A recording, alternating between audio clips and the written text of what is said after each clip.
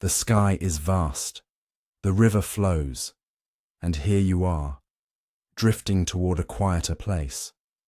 Welcome to the empty boat. You've made it here, not by accident, but perhaps by something deeper, a quiet longing for peace, for stillness, for something the world has forgotten how to offer. This is a place of unhurried words, of soft lanterns and slow steps, of stories that don't just entertain, but open doors inside you. We are not here to teach. We are not here to preach. We are only here to remember how to breathe, to remember how to feel, to remember that your heart has always known the way. In the next hours, you will hear 25 Zen stories, each whispered from the folds of silence, woven from Buddhist wisdom and cradled in the language of healing. They will not give you answers, but they may give you something far better, a question that finally feels like home. So sit back, or lie down, or let your eyes rest like petals in the wind. Let your breath soften. Let the noise of the world fade like the mist. You are not late. You are not behind. You are exactly where you need to be. Now, let us begin with the first story, The Leaf That Did Not Fall. Story 1. The Leaf That Did Not Fall. The old monk stood beneath the maple tree, its branches arched like the arms of a dancer, stretched over the courtyard of the silent temple. The season had turned weeks ago. Crimson and gold leaves now carpeted the stone ground like forgotten thoughts. Yet one single leaf clung to the highest branch, trembling. The old monk looked up and smiled gently. "It is not time yet," he whispered. Each morning, for the past 10 days, he came out at dawn to see that one defiant leaf. He made no effort to shake it down, nor did he ignore it. He simply noticed, like he noticed his breath, the sound of crows returning home, or the way tea cooled in his hands. But on the 11th day, something happened. The boy who could not let go far below the tree, a young boy named Kain, was sweeping the temple path. His hands were red from the cold, and his brows were furrowed, not from the wind, but from the storm inside. Kain had been left at the temple by his father during the war. Just for a few weeks, his father had said, "Just until I return." That was 3 autumns ago, and now, like the leaf, Kain refused to let go. He saw the monk watching the branch and scoffed under his breath. "Why do you care about that stupid leaf? There are 1,000 others already fallen." The monk turned his gaze gently. "Do you know what the leaf is waiting for?" Kain grumbled. "Maybe it's just stubborn. Maybe," the monk smiled, "or maybe it's teaching the tree and the wind." That night, a strong wind came down from the northern mountains. It tore through the temple grounds like an invisible tide. Roof tiles rattled, bamboo groaned. The chimes above the meditation hall rang wildly like 1,000 tiny voices. Kain couldn't sleep. He crept out to see the tree, and to his amazement, the leaf was still there. Just one, a single, delicate hand gripping the void. He clenched his fists. "If that were me, I'd hold on too," he muttered. Hold on forever. The old monk, who was sitting on the stone steps in silence, opened his eyes. "You think holding on makes you strong?" Kain didn't answer. The monk continued, voice soft like worn silk. "There's a story, older than this temple, older than this land. Would you like to hear it?" Kain hesitated, then nodded, and so the monk began. The story. Within the story, once, in the mountains of the south, There lived a man who tried to control the wind. Every year the villagers suffered. Their crops were ruined. Roofs were ripped off. Children shivered in the cold nights. So the man went into the forest, swearing to tame the wind. He built walls. They collapsed. He cast spells. They vanished. He shouted at the sky until his voice bled. Finally, he climbed the tallest hill and planted a single tree. "If you cannot be stopped," he told the wind, "then I will grow something that can dance with you." The wind came. The tree bent. The wind roared. The tree leaned. And every time it did not break. Years passed. The man grew old. The tree grew tall. And when the man died, the villagers carved his name not into stone, but into the bark of the tree that never fought the wind. Kyan sat in silence. "So, the leaf is dancing?" he asked. The monk nodded. "It's not resisting. It's simply being. But it hasn't fallen." "No," the monk said. "And that too is part of the dance." The mind that grips in the following days, Kyan watched. The leaf more than he swept the path. He studied its curves, the way light passed through its veins, the way it swayed, sometimes violently, sometimes like a whisper. He began to see his own life in it, how tightly he gripped the idea of his father's return, how much of his suffering came not from absence, but from clinging, how he had refused to open the letters the monk gave him, afraid they would confirm what he feared, that his father was never coming back. One evening, he finally asked, "Why do we hold on, even when it hurts?" The monk poured tea, let the steam rise, then said, "Because we believe control will save us. But it is not control that brings peace. It is surrender." Buddhist reflection. Holding on to anger is like grasping a hot coal with the intent of throwing it at someone else. You are the one who gets burned. The Buddha, in Buddhism, clinging, upadana, is one of the core roots of suffering. We do not suffer because things change. We suffer because we wish they wouldn't. We grasp at permanence in a world that breathes impermanence. We try to shape reality into something predictable, forgetting that it is in flux that life finds its rhythm. Like Kyan, many of us are that single leaf fighting the wind. Or perhaps worse, we are the hand on the branch, refusing to let the leaf fall. Modern psychology, insight in psychology, this is called control addiction. The belief that if we can manage every detail, we can avoid pain. But studies show the opposite. Those who accept uncertainty and let go of rigid control experience greater well-being, resilience, and emotional balance. Letting go doesn't mean giving up. It means trusting the unfolding. Trusting that even in the fall, there is a path. The morning it fell, on the 15th morning, Kyan rose before the sun. The sky was a soft silver, mist clung to the trees like memory. He stood beneath the maple.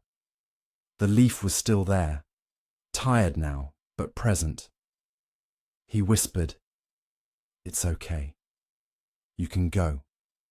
And as if hearing him, as if the leaf had waited not for the wind, but for the boy's release, it let go. It spiraled gently, like a feather, like a sigh, and landed at Kyan's feet. The monk stepped beside him and said nothing. There was nothing more to say. Meditation and closing reflection, you only lose what you cling to. The Buddha tonight, before you sleep, reflect on this. What are you still holding on to? An expectation? A memory? A wound? And what would it feel like to let it go, not all at once, but gently, like the leaf? Close your eyes. Breathe. Let go Not of the world, but of your grip on it. Let it fall, let it dance. Let it return to the earth, where it always belonged. Story 2. The monk who closed his eyes. There was a young monk named Ryota who had a secret. Not the kind you share in hushed voices over tea. Not the kind that disappears with age or practice, but the kind that lives in the body, like a shadow beneath. The ribs a tremble behind the smile. He was afraid, not of death, not of pain, but of the world inside his own mind. The darkness within, whenever Ryota was alone, a tide would rise, a pressure behind the eyes, a sense that something, someone, was about to break through the silence. He did not understand it. He only knew that when fear came, he had one defense. He closed his eyes. He would sit, hands in mudra, robes wrapped in discipline, and behind shut eyelids, he would pray for the fear to pass, for the breath to slow, for the world inside to quiet. But it never did, not fully. The fear came in images, shifting shapes in the dark, in voices he couldn't name, in feelings that whispered, "You are not safe." The master's question, one morning, during walking meditation, the head abbot noticed Ryota pausing. His step wavered. His face was tight with some unseen battle. Later, during tea, the master asked simply, "What did you see when you paused?" Ryota looked away. "I closed my eyes." The abbot raised an eyebrow. "And what did you find there?" "Silence," Ryota lied. The master smiled, not unkindly. "A silence you fight, or a silence you receive?" Ryota clenched his hands. "I don't know." The abbot poured more tea, then said softly, "Perhaps it is time to open your eyes." The blindfold retreat. That evening, Ryota was summoned to the meditation hall. He expected a reprimand. Instead, he found a cushion, a candle, and a blindfold. The abbot handed it to him. "You will wear this for 3 days. No chanting, no movement. Only sit, only breathe." Ryota's heart stung. "But, Master, if I close my eyes again?" The abbot shook his head. "This is not to hide, this is to see, into the inner forest." The blindfold became a forest. Ryota sat. At first, there was breath, then discomfort, then noise, not outside, but inside. A rushing river of thoughts, old memories, strange faces, a scream he didn't know he had swallowed. He tried to run, but there was nowhere to go, no eyes to turn away with, no distractions to use as shields. He cried, he begged, he nearly tore the cloth from his face, but he didn't, because for the first time, he realized the fear was not the enemy. The fear was the child, and it had been locked in the basement of his awareness for too long. The memory on. The second night, the memory came. He was 5. His village was burning. There were horses, men with swords. His mother pushing him into a cellar, the sound of fire, then silence. He had never remembered this, had buried it beneath years of discipline and devotion, but the blindfold had no mercy and no filters. The crying boy. When the sun rose on the 3rd morning, Ryota heard something. A child crying, soft, high, not in the world, but within. He followed the sound with his breath, not running from it, not resisting. And what he found was not a demon, not madness, but a small boy, curled in a corner of his mind, terrified and alone. He didn't speak to him. He didn't touch him, he just sat beside him, breathed beside him, listened, and in time the crying stopped. Opening the eyes on the morning of the fourth day, the abbot returned. He removed the blindfold gently, as if unwrapping an ancient scroll. Ryota blinked. The world was light, soft, new. The abbot looked into his eyes. "Well?" he asked.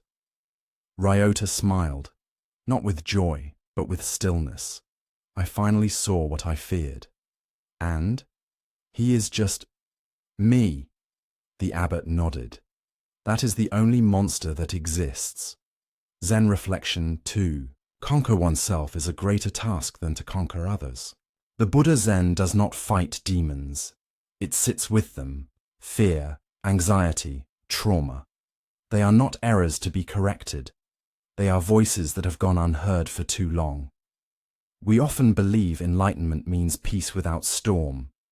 But true awakening is standing in the storm, feeling the wind tear through your robes and whispering, "I am still here." Psychological parallel. In modern psychotherapy, this is the foundation of exposure and integration. Avoidance strengthens fear. Presence dissolves it. People with trauma or panic often feel overwhelmed by inner experience. But research shows that when we turn toward the fear in safe conditions, the brain rewires. The threat diminishes. The wound begins to close, not because the danger is gone, but because we have stopped running. The inner child Ryota's crying boy is in all of us. The child who was silenced, shamed, ignored. The child who only needed someone to sit with him, without fixing, without judging, without turning away. Healing does not always come from doing. It often comes from being. Being with the thing we think we cannot bear, and surviving it. Again and again, until it no longer has power. Final tea later. That week, Ryota returned to his sweeping, but something had changed. His eyes no longer flinched, his hands were steady, and when another novice monk startled him with a sudden bell, he simply smiled. "What happened to you?" the boy asked. Ryota looked up at the tree overhead and watched the wind move through its leaves. "I finally opened my eyes," he said, "and saw that even fear is not the enemy." Closing meditation prompt. Peace comes from within. Do not seek it without. The Buddha tonight, before sleep. Ask yourself, what have I been afraid to face? And what would it feel like to turn toward it gently, without resistance, without fear of falling apart? Close your eyes, not to hide, but to listen. And when you are ready, open them and see what was always waiting for you. Story 3. The Cup That Overflowed. There was a boy named Takao who could not hold his anger. He was a servant in a remote Zen monastery, not yet a monk, but living among them, learning in silence, listening in shadows. He was quick to burn. When a senior monk corrected his posture, he clenched his jaw. When the cook forgot to serve him rice, he stormed away. When the wind knocked over his broom, he muttered curses under his breath. No one scolded him. No one punished him. They only observed, like clouds observing a fire in the valley, until one day, the tea ceremony changed everything. The invitation. It was the master's tradition to host tea once every season. Only once, and only for those he felt were ready to learn something beyond words. Takao did not expect to be invited, but the day, before winter's first snow, a folded note appeared in his sandals. "Come to the tea room at dawn. Bring no questions. Come empty." Master Renju. The words unsettled him. Come empty. He was always full. Full of heat. Full of judgment. Full of thoughts that clanged like swords in the mind. He almost didn't go. But something, Pride, perhaps, pulled him there. The silent room. The tea house was a small wooden hut beside the pond. It breathed simplicity. Bare walls, low windows, tatami so clean it looked untouched. Master Renju was already seated, steaming kettle before him. He gestured for Takao to sit. No words, only the hiss of water, the slow rhythm of bowls being rinsed, the quiet offering of a cup. Takao watched, waited for instructions, but the master said nothing. Instead, he poured tea and kept pouring. The overflow, the cup filled, then brimmed, then spilled onto the tray, then over the edge. Takao flinched. "Master, it's overflowing!" But the old man kept pouring. Steam rose, liquid soaked the cushion. The room felt suddenly hot, wet, tense. Takao stood up. "Stop it," he snapped. "You're wasting it." The master finally looked up. "Ah," he said, "you noticed." He placed the kettle down. "You see, Takao, this is your mind." The cup and the fire Takao sat down, ashamed and confused. "My mind?" "Yes," the master said softly. "Always pouring, always spilling, always too full to hold peace." Takao clenched his hands. "But I didn't do anything wrong," the master nodded. "Exactly. You didn't do. You reacted. And the world burns because we think they are the same." He handed Takao a cloth. "Clean the spill. And while you do, ask yourself, what have you been carrying that makes every drop feel like too much?" The fire. Beneath for days after, Takao could not forget the tea. He saw his life in it. The moments where his anger overflowed. The arguments with his father. The shame after hitting a dog with a stick just because it barked. The quiet rage at never being enough, never being seen. He realized his cup had always been full, not with tea, but with wounds. The wind and the ember one evening, while sweeping leaves near the bell tower, he saw a younger boy struggling to carry water. The pail was too heavy. The child dropped it, soaking the stone floor. Takao's chest tightened. He opened his mouth to shout, to let the flame leap from tongue to sky. But he paused, and he remembered the tea. Instead of anger, he crouched beside the boy. "Let's carry it together," he said. The boy looked up, blinking. Takao saw himself, not the angry boy he had been, but the one beneath it. The one who had always needed a hand, not a scolding. Buddhist reflection. You will not be punished for your anger. You will be punished by your anger. The Buddha in the Dhammapada. The Buddha spoke often of anger, not as a sin, but as a fire. It burns not only those around us, but the one who carries it. And the tragedy is this: we carry it thinking it protects us. Zen teaches that reaction is not strength. That true power lies in stillness, in choosing how we respond, to pour the tea only until the cup is full, to let silence cool what heat would destroy. Modern psychological insight in psychology. Anger is understood as a secondary emotion. Beneath it often lies fear, grief, shame, or helplessness. We erupt when the inner space is too tight, when the cup is too full and we have no room for compassion, even toward ourselves. Anger is not the enemy, but unconscious anger, unchanneled, unexamined, becomes a weapon we turn inward. Therapeutic practices such as somatic awareness, mindful breathing, and cognitive reframing help us notice when the cup is nearing its brim and teach us how to pause the pour. Takao's choice. Months passed. Spring came. Takao had changed, not perfectly, not dramatically, but deeply. He still felt heat rise at times, still wanted to snap. But now he could see the pour. He could name it. He could stop. One day the master called him again. Another cup, another kettle. But this time Takao watched with soft eyes. And when the tea approached the rim, he gently raised a hand. "Enough," he whispered. And the master smiled. Closing reflection and meditation. An angry man is like one who throws hot coals with bare hands. The Buddha tonight. Ask yourself, what fills your cup? Are you aware of what you carry? Do you know when it spills, not onto others, but onto you? Close your eyes. Take 3 slow breaths.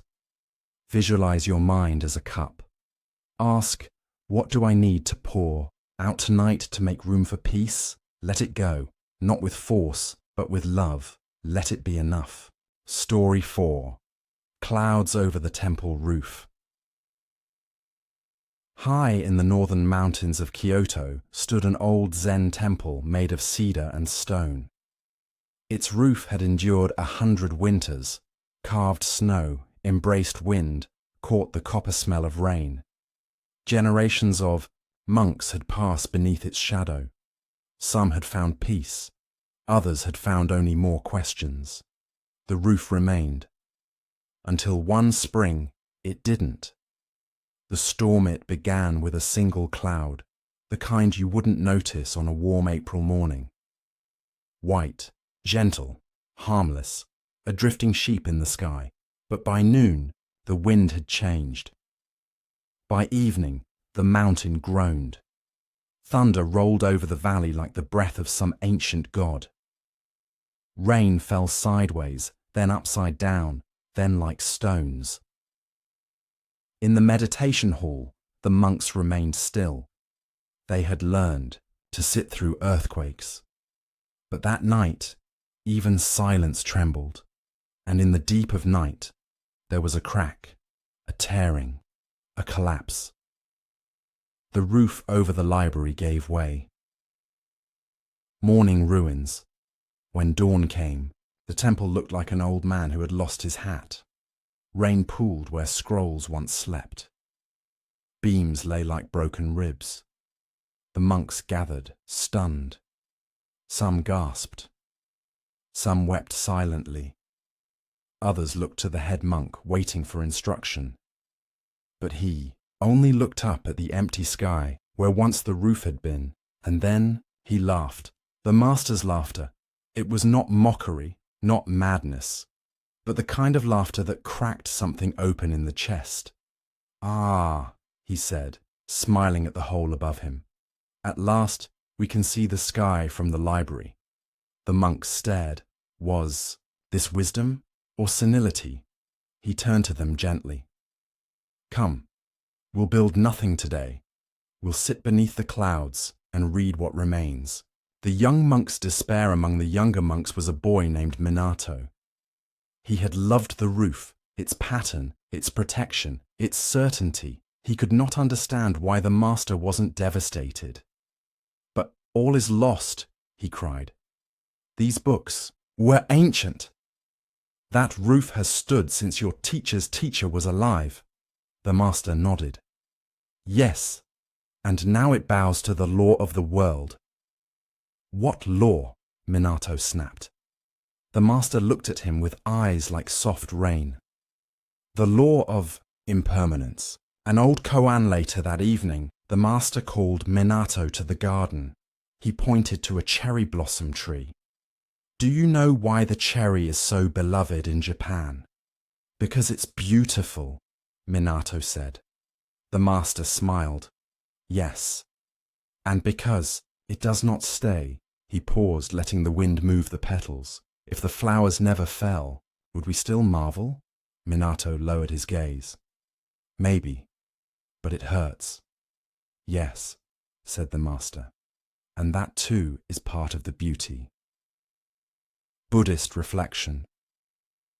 All conditioned things are impermanent. When one sees this with wisdom, one turns away from suffering. The Buddha, Dhammapada, verse 277. In Buddhism, impermanence, anicca, is not an idea to accept once and move on. It is a truth to live, moment by moment. Everything we love will change. Everything we fear will pass. Every breath is borrowed. We often seek refuge in certainty, but Zen teaches, certainty is an illusion. It is only in releasing our grip that we find peace. The roof had protected, now it revealed, and the sky it uncovered was the same sky that had always been there. Psychological insight. Modern psychology echoes this with the concept of radical acceptance, the ability to acknowledge what is, without resistance. People suffer more from their desire for permanence than from change itself. Aging, breakups, loss, illness. When we deny impermanence, we create anxiety. When we embrace it, we begin to heal. Research shows that those who can tolerate uncertainty and impermanence tend to have greater resilience, less depression, and a deeper sense of meaning. Like the master's laughter, it is not denial, it is a release. What remains in the days after the storm? The monks cleaned what they could. Some scrolls were ruined, some preserved, some, when dried, curled into strange, new shapes, as if they too had transformed. Minato spent hours salvaging what he could, but he no longer clung to each book like a lifeline. He understood now. Knowledge may be written, but wisdom is weathered. One morning, he returned to the library's remains. The sky was clear, the mountains silent. He sat in the ruins and opened a half-dried scroll. Above him, a bird soared through the open space where once there had been a roof. He smiled and kept reading. Closing. Meditation and reflection. This existence of ours is as transient as autumn clouds. To watch the birth and death of beings is like looking at the movements of a dance.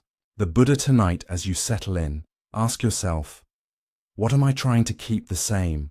A role, a person, a season of life? And what might open in me if I let the roof fall and trusted the sky above?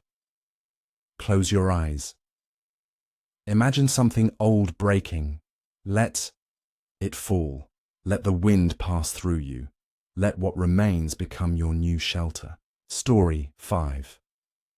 The sound of one step. The monastery sat on the edge of the forest, where the path curved like the spine of the mountain, and stones whispered beneath your feet. Every morning at sunrise, the monks would rise, wrap their robes tightly, and walk the temple paths in silence. Each step was a prayer, each breath a bell, but for a monk named Sho, the walk had become unbearable. Not because of pain, not because of fatigue, but because he could no longer hear the sound of his own step. The silent walk Sho had once loved walking, meditation. It was the first practice that made him feel alive, the feel of earth beneath heel, the cool wind on bare skin, the way his breath danced with the trees. But lately, he walked like a ghost. His body moved, but his mind did not follow. He would reach the end of the path and realize he had remembered nothing, not the gravel, not the wind, not even the rising sun, just thoughts, sticky, clinging, endless, memories of mistakes, dreams of tomorrow, and always the same question. Am I doing this right? The master's stone one afternoon.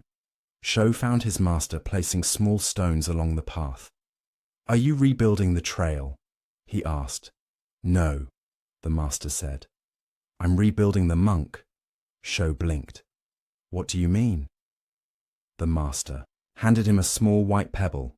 Take this. Place it in your shoe. Sho frowned. That will hurt, the master nodded. Exactly. The step that returned Sho did as instructed. He placed the stone under his heel and walked the meditation path. At first it was unbearable. Each step was a pinch, a sting, a reminder. But strangely, for the first time in weeks, he was present. No thought could overpower the whisper of pain. No dream could distract him from the sharpness of now. He felt his foot. He heard the crunch. He noticed his breath, and by the end of the path, he had heard something else. The sound of one step. The koan of the body. That evening, Sho returned to the master. Why did the pain help me wake up? The master poured tea slowly, steam rising like a question. Because the body never lies, he said. It is always here. It cannot drift into the past or the future. It speaks the language of now. Sho touched his heel. It still hurts. The master smiled. Good. Then you're still here. The lost bell Sho remembered then an old story the master once told. There was once a monastery with a bell that rang every hour to call the monks to mindfulness. But one day, a storm shattered the bell. The monks were lost. They drifted. Their minds wandered until the abbot declared, "We will no longer rely on a bell outside. Each monk must become his own bell." From that day on, they learned to listen for silence, for breath, for footfall, and found that the bell had always been within. Modern restlessness. Sho had believed that mindfulness was something soft, gentle, silent, but now he understood. Sometimes it must be sharp, not cruel, not punishing, but clear. Pain had not punished him. It had pulled him out of the fog. Buddhist reflection. The past is already gone. The future is not yet here. There's only one moment for you to live. The Buddha in Zen. Mindfulness is not limited to sitting in stillness. It is in the step, the chop of wood, the sip of tea. We think we must achieve presence, but presence is not a goal. It is a return. And often we must return again and again, with each step, each breath, each painful stone. Psychological insight in neuroscience. This is known as anchoring awareness. The mind is wired to wander. Harvard study once found that people spend nearly 47% of their waking hours thinking about something other than what they are doing. And what's more, those who were not present reported being less happy, no matter what they were doing. Simple, physical anchors, breath, step, sound, can pull us back into the present. Even discomfort can serve, not as suffering, but as signal. The choice weeks later, the master offered Sho a new stone. Sho shook his head. I no longer need it. Are you sure? The master asked. Sho smiled. I now hear my step, even without the pain. The master bowed. Then perhaps the bell has returned. Closing reflection and meditation. When you walk, just walk. When you sit, just sit. But above all, don't wobble. Zen proverb tonight. Before you rest, ask yourself, where has your mind been today? Where have your feet walked while your spirit stayed behind? Close your eyes, breathe, then gently press one hand to your chest. Feel the rise and fall. You are here. You are still breathing. You have returned.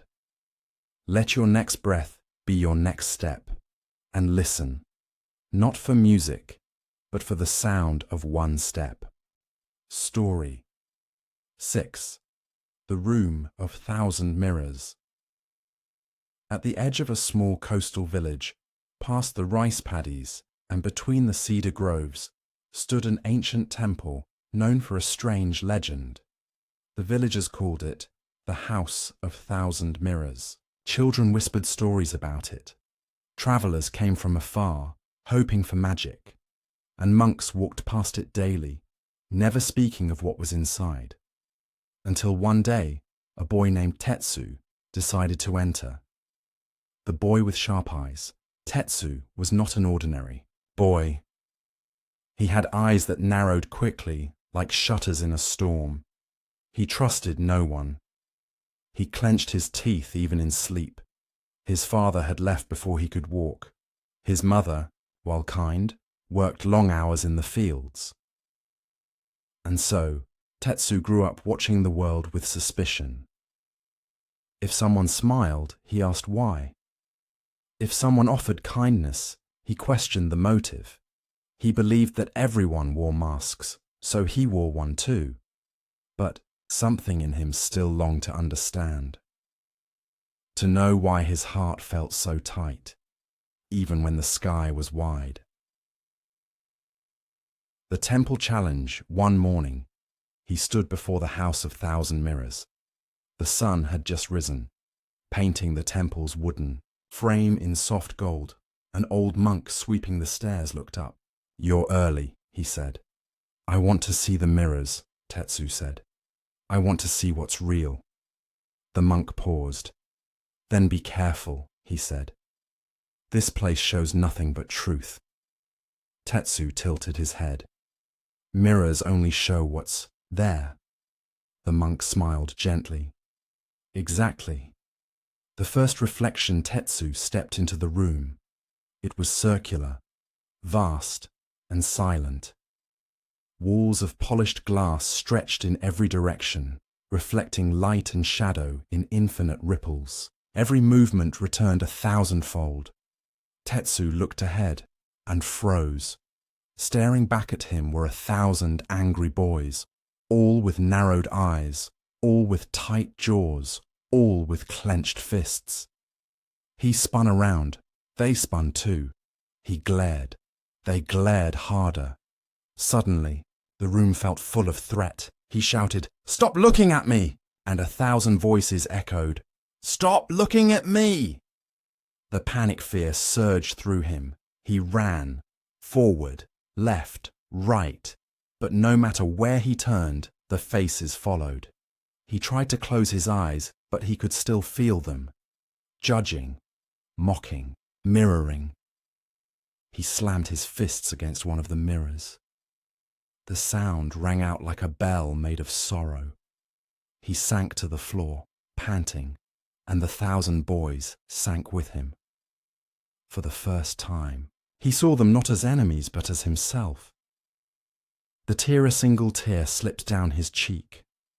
In the mirror, 1,000 boys cried with him, and in that instant, something softened. Their eyes relaxed, their fists unclenched, their faces changed, no longer angry, just human. Tetsu gasped. "Is this what they always were?" The monk returns later. The monk found him sitting quietly in the center of the room. His face was calm, his hands open. "You stayed longer than most," the monk said. Tetsu looked up. "Why do the mirrors reflect anger at first?" The monk sat beside him. "Because that is what people bring in. This room doesn't change you, it simply reveals you." Tetsu whispered, "So, I've been looking at myself all this time." The monk nodded. "As we all are. Buddhist reflection. All that we are is the result of what we have thought. The mind is everything. What we think, we become." The Buddha, Dhammapada, verse 1. In Buddhism, the world we experience is often a reflection of our own mind. A heart full of anger will see enemies in every face. Mind steeped in fear will hear threat in every silence. But a mind grounded in compassion sees softness even in stone. Zen does not deny reality. It reveals that perception is never separate from projection. When we change what we bring into the world begins to reflect that change. Modern psychology, insight in psychology, this is known as projection, a defense mechanism where we assign our own unwanted feelings to others. If we feel guilt, we may accuse others of judging us. If we carry shame, we may see rejection even in kindness. Research in cognitive behavioral therapy, CBT, shows that recognizing these projections helps us challenge distorted thinking. By seeing how our thoughts shape reality, we can move from reaction to reflection. The mirror becomes not a trap, but a teacher. Leaving the room, Tetsu returned to the room for many days, not to fight, but to sit, to breathe, to smile at the reflections. Sometimes he saw old habits return, a flicker of anger, a shadow of fear. But now, he met them not with resistance, but with kindness, and slowly the faces changed. They smiled back, they softened, they began to look like friends. The final lesson. One morning, he asked the monk, "Can I take a mirror home?" The monk chuckled. "You already have one." Tetsu frowned. "Where?" The monk pointed to his chest. "The mind," he said. "It is always reflecting. The only question is, what are you showing it?" Closing meditation and reflection. If you light a lamp for someone else, it will also brighten your path. The Buddha tonight, before you sleep. Ask yourself, what reflection have I been staring into today? A world that glares, judges, threatens, or a world that listens, softens, holds space? Close your eyes. Picture a great mirrored room. Fill it with light. Smile softly, and watch 1,000 smiles bloom in return. Story 7. The Flower That Never Bloomed. In a quiet valley nestled between two mist-covered mountains, there was a humble monastery known for its gardens, not vast nor grand, but each flower planted with care, each stone placed in silence, each breeze passing through bamboo like a whispered teaching. There, an old monk named Aita tended a small patch of earth near the east wall, and in the center of that patch, he planted a single flower, a rare seed, one that had not bloomed in over 20 years, the waiting. The other monks would watch him each morning. He would water it, bow to it, and sit beside it in stillness. Seasons came and went. Rain fed the roots, sun warmed the soil, and yet nothing, not a sprout, not a bud, just a quiet patch of brown earth. Young novices whispered, "He's wasting time." The cook once asked, "Why not plant something that will grow?" But Aita only smiled. The boy who questioned. Among the novices was a boy named Haru. He was curious, bright, eager to understand. One morning, as the mist still curled over the fields, Haru approached Aita. "Master, why do you care for a flower that does not bloom?" The old monk looked up, his fingers still in the soil. "I do not care for it because it will bloom. I care for it because it is alive." "But what if it never blossoms?" the boy asked. Aita wiped his hands and gently placed one on the earth. "Then it will have still taught me patience, and that is a kind of flowering." The expectation. Haru could not forget those words. He began watching his own mind, how it rushed ahead, how it expected reward, how it craved result. He noticed it during chanting, during sweeping, even during meals, always looking for something more. One night after meditation, he sat alone in the courtyard and asked aloud, "Why do I only value things that give me what I want? The wind, gentle and indifferent, passed through the pines. The storm that spring, a great storm, swept through the valley. Rains flooded the paths. Winds knocked over lanterns. Petals were torn from their stems like confetti of grief. When the monks emerged the next morning, the gardens lay scattered, but Aita's patch remained untouched, not because of protection, but because nothing had bloomed. There was nothing to lose, and in that emptiness was peace. The unfolding weeks passed. Then, one dawn, Haru ran across the stones, breathless. "Master, come quickly!" Aita walked slowly, staff tapping with each step. In the morning light, at the centre of the bare patch, a single green shoot had broken the soil. Not much, barely the length of a finger, but it pulsed with life. The old monk smiled and sat beside it, as he always had, not with excitement, not with urgency, just presence. The lesson beneath the soil later that day, Haru asked, "Why now? Why after all this time?" Aita poured tea, the steam curling like memory, because it was ready. But didn't it waste all those years? Aita looked at the boy. "Did you waste all the hours you sat without blooming?" Haru paused. "I learned." Aita nodded. So did the flower. Buddhist reflection. Do not dwell in the past. Do not dream of the future. Concentrate the mind on the present moment. The Buddha in Buddhist practice, we often struggle, not with what is, but with what should have been.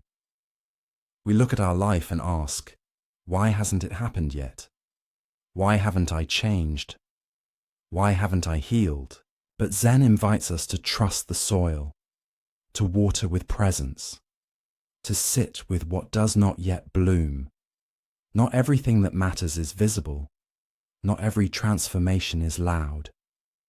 Sometimes silence is the seed. Psychological insight.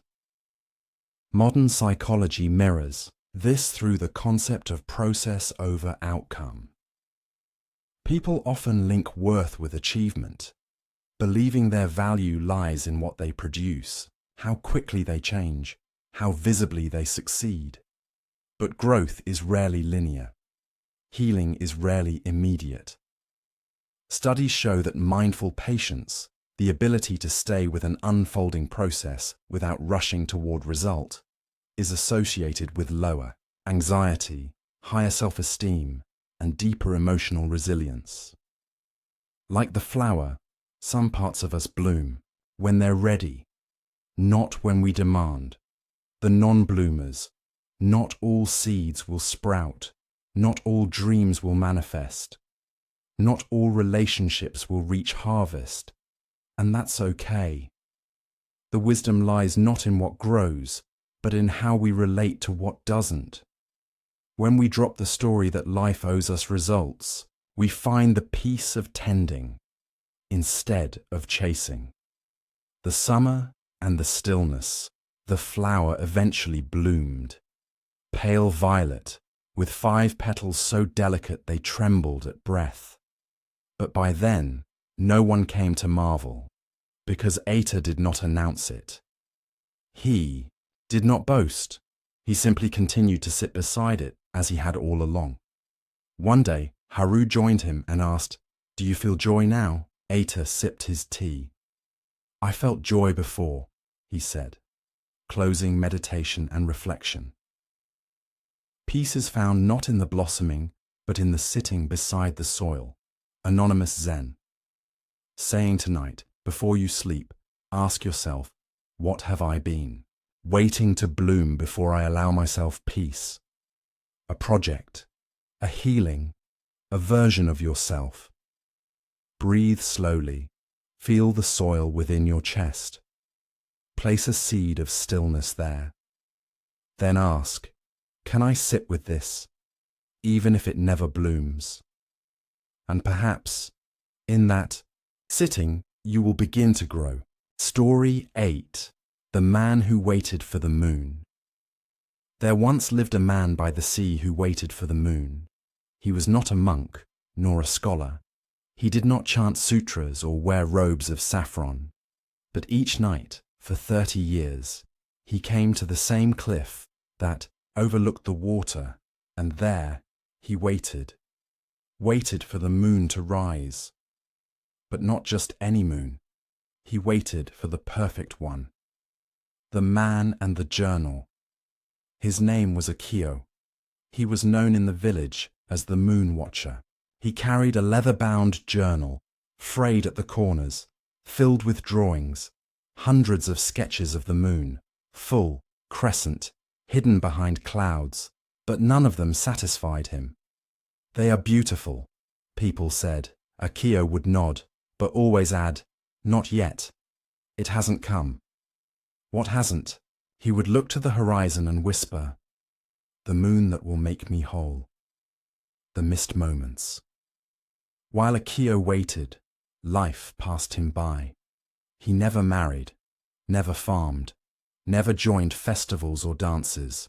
Children grew, friends aged, lanterns floated on the river in his honor year after year, yet still he sat, staring at the sea, sketching the sky, chasing a moon that always came, but never felt enough. The monk's visit one autumn evening. A travelling monk stopped at the cliff. He saw Akio sitting cross-legged, eyes fixed on the horizon. The monk bowed. What do you seek here, brother? Akio answered without turning. I'm waiting for the moon, the monk smiled. She's risen many times. Not the right one, Akio said. Not the perfect one. The monk sat beside him. And if she never comes? Akio was silent, then said, almost in pain, then I'll keep waiting. The koan in the sky. The monk reached into his robes and took out a polished mirror. He held it up, catching the rising moon behind them. Look, he said, you have the moon already. Akio looked. In the mirror, a full moon, glowing, round, framed by drifting clouds. Still, he shook his head. It's not the same. It's not the one I dreamed of. The monk lowered the mirror. And what if the moon you dreamed of never existed? Akio's hands trembled. Then, what have I lived for? The Zen blow. The monk stood, bowed, and said one sentence. Perhaps you have confused the reflection for the light. Then he walked away and left Akio alone beneath the vast night. The unraveling. That night, Akio did not sketch. He stared at the sea, and for the first time in 3 decades, he asked a question he had never dared. What have I missed? Not what he failed to find, but what he failed to see. He remembered the woman who once loved him, the child who gave him a seashell and was waved away, the old fisherman who shared sake and stories Akio barely heard. He remembered the laughter he ignored, the blossoms he passed by, the moons that rose and fell and begged him to notice. He had not lived in time, he had lived in wait. The morning after at dawn, he did not return to the cliff. He walked to the market for the first time in years. He helped a child fix a broken kite. He spoke with a widow who had always waved to him without reply. And that night, for the first time, he looked up at the moon. Without expectation, she was not perfect, thin, veiled by clouds, but radiant in her own way. And finally, Akio smiled. Buddhist reflection. The root of suffering is attachment. The Buddha in Buddhism, tanha, craving, binds us. We chase ideals, perfect moments, imagined futures. We say, I will be at peace when, I will be whole if, and in doing so, we postpone life. Zen asks, what is this moment missing? Accept your acceptance of it. The moon is always rising. Are we looking or are we still waiting? Modern psychology insight in psychological terms. Akio's behavior reflects idealized projection and delayed gratification trap. We hold tight to perfect images of love, success, enlightenment, and compare everything to them. This leads to chronic dissatisfaction, regret, and even loneliness. Studies show that those who practice radical acceptance, embracing reality as it is, report higher contentment and emotional stability. We find peace not by perfecting life, but by receiving it. The final sketch years later, Akio grew old. He no longer climbed the cliff. He sat in the garden behind a tea house, surrounded by children and laughter. One evening, someone found his journal, page after page of moons. But the last page was blank, except for one sentence. For me, perfect moon is the one that rises while you are looking, closing meditation and reflection. If you miss the present moment, you miss your appointment with life. Thich Nhat Hanh. Tonight, ask yourself, what moon have I been waiting for? A sign, a person, a perfect version of myself? Breathe in.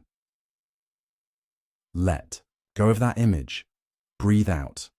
Let in what's here. Look to the sky. Even if it is cloudy, even if the moon is only a sliver, know this, she is already enough, and so are you. Story 9.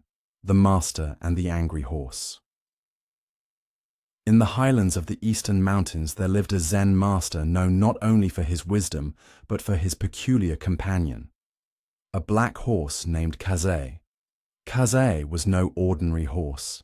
He had been rescued from a battlefield where fire and screams had filled his ears.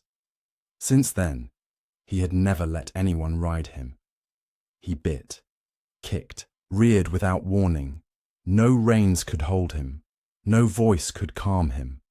And yet, each morning, the master fed him, brushed his mane, and walked beside him in the fields. The villagers said, "He's wasting time. That beast is mad." But the master only smiled. "He is not mad," he said. "He is misunderstood." The young student one summer, a young student named Ren arrived at the monastery. He was full of questions, but even more full of rage. He burned quickly. When told to bow, he frowned. When asked to sweep, he slammed the broom. When corrected, he shouted, "I already know." The master said nothing, only invited him to stay. Weeks passed. Ren practiced, but something within him refused to soften, until the morning of the horse. The challenged Ren was sweeping the courtyard when he saw Kaze bucking against a tether post. Dust flew, teeth flashed. The master stood nearby, calm. Ren scoffed. "You should put him down. He's dangerous."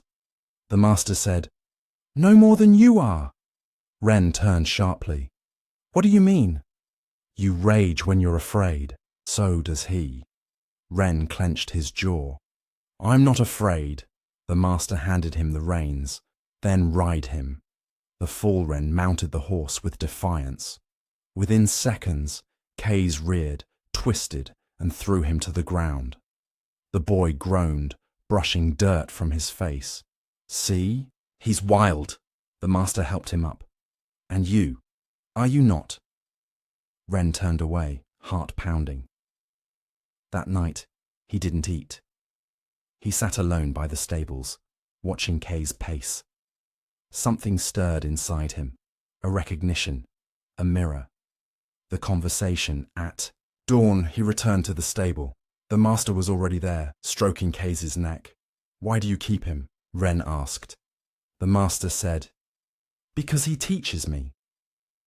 "Teaches you what?" The master turned to him. How to ride the storm within. He handed Ren a brush. Start here, not with control, with care. The days that followed. Each day, Ren came back. He brushed the horse, spoke softly, learned his rhythms. He stopped shouting, stopped rushing. The monks noticed. His step grew quieter, his face less hard. One evening, the master said, "You are ready." For what? To ride. Ren hesitated, then climbed on. This time, Kays did, not buck. He breathed and walked. The wind moved through the tall grass like a hymn. The wild within as they rode, Ren felt something rise in him. A heat, a memory. He was 6. His father drunk, shouting. Ren hiding beneath a table, clenching his fists. He had learned early that anger kept him safe, that fury drowned out fear. But now, riding the once wild horse, he understood anger is not an enemy. It is a horse, untamed, it destroys, understood, it carries. Buddhist reflection. You will not be punished for your anger, you will be punished by your anger. The Buddha in Buddhism, anger, krodha, is not rejected. It is acknowledged, transmuted. Zen does not demand that we be passive, but it asks, who is riding the horse of your mind? Is it your fear, your hurt, or your awareness? The wild mind can gallop to violence, but with training, it can move mountains with grace. Modern psychology, insight, modern psychology views anger as a secondary emotion, a reaction to deeper pain, abandonment, shame, powerlessness. Suppressing it leads to illness. Unleashing it leads to harm. But channeling it, through conscious reflection, body regulation and mindful expression, leads to empowerment. Somatic therapies teach clients to feel anger in the body, ride its wave, and use it for clarity, not destruction. Like a horse, it must be befriended before it can be ridden. Ren's realization. Months passed. Ren no longer shouted in the kitchen. He bowed without resentment. He even smiled. The master watched and said, "So, what have you learned?" Ren looked at Kays, now grazing calmly. "I learned not to fight the fire, but to sit beside it and listen." Final ride on. His final day, Ren rode Kays up the mountain trail. At the peak, he dismounted and sat in silence. The wind moved through him. He breathed, not to calm himself, but because he was already calm. And when he looked within, he saw the horse, still wild, still strong. But now, his companion. Closing meditation and reflection. Anger is like a storm rising up from the bottom of your consciousness. When you feel it coming, turn your focus to your breath. Thich Nhat Hanh. Tonight, ask yourself, what anger still rides you? What have you tried to silence rather than understand? Place a hand on your belly. Breathe in slowly. Feel where the fire lives and whisper, "I see you. I will not strike with you, but I will walk beside you until we both learn to be still." Story 10. The Bridge Beneath the River. There once was a village divided by a river. On one side, the fields, the homes, the voices of children. On the other, the temple, quiet as breath, where monks studied impermanence under weathered roofs. Narrow wooden bridge connected the two, old, worn. It groaned beneath carts, children's feet, the silence of pilgrims. But most days, the bridge stood empty. For there was a man who had not crossed it in 20 years. The man and the memory. His name was Masaru. He lived in a small house near the riverbank, facing the bridge. Every morning, he sat on the porch and stared across. People greeted him. He nodded politely, but he never crossed. They said he had once been a monk. Others claimed he was once a teacher. No one remembered for sure. Only that he came back from the temple 2 decades ago and never returned. The student one autumn, a novice monk named Kaito arrived at the temple, eager, bright-eyed, but restless. He had heard of Masaru. "Why does he never come back?" he asked the abbot. The abbot replied, "Perhaps he sees ghosts on the bridge." "Ghosts," Kaito whispered. "Memories," the abbot said, "which are harder to cross than any river." The curiosity Kaito grew curious. One morning, he walked down to the riverbank and found Masaru sitting alone. The old man offered him tea without words. They sat together, listening to the river. Finally, Kaito asked, "Why don't you cross?" Masaru looked into his cup. "Because something once broke on the other side, and I left it there." "What broke?" Masaru's voice was steady. "Me. The story." Beneath in time, Masaru shared his story. He had been a senior monk once, respected, admired. But one day during a lecture, a student challenged him, sharply, publicly. Masaru's pride snapped. He humiliated the student in front of the Sangha. Later, the student left the temple. A month later, he took his own life. Masaru tried to apologize, tried to atone, but no words could bring the boy back, so he left. Not just the temple, but everything. "The bridge of guilt. I come here every day," Masaru said, "because I think maybe I'll find a way to cross without remembering." Kaito listened, heart heavy. He asked, "And has that day come?" Masaru shook his head. "The river carries everything, but never me, the abbot's invitation." When Kaito returned to the temple, he told the abbot what he had heard. The old monk nodded.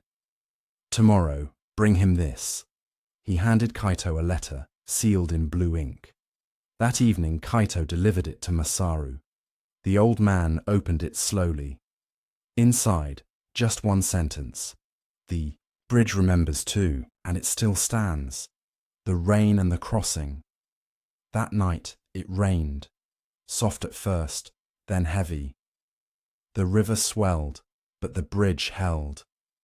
Masaru rose before dawn, put on his oldest robe, and walked to the foot of the bridge.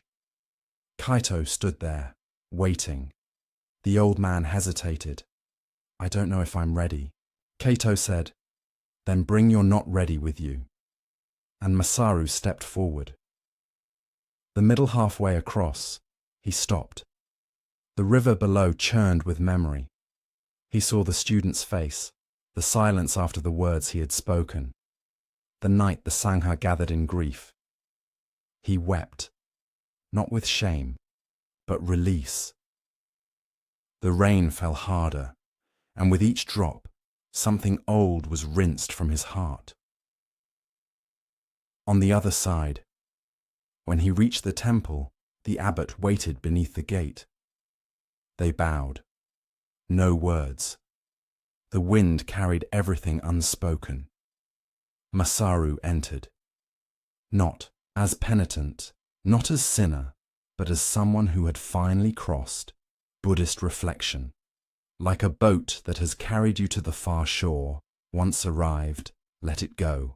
The Buddhism teaches that guilt is a form of attachment, not to the past, but to the self-image we cannot let go. We cling to who we were, what we did, what we failed to do. But Zen whispers, the river is always moving. To heal is not to erase, but to walk with the pain until it becomes a bridge. Psychological insight.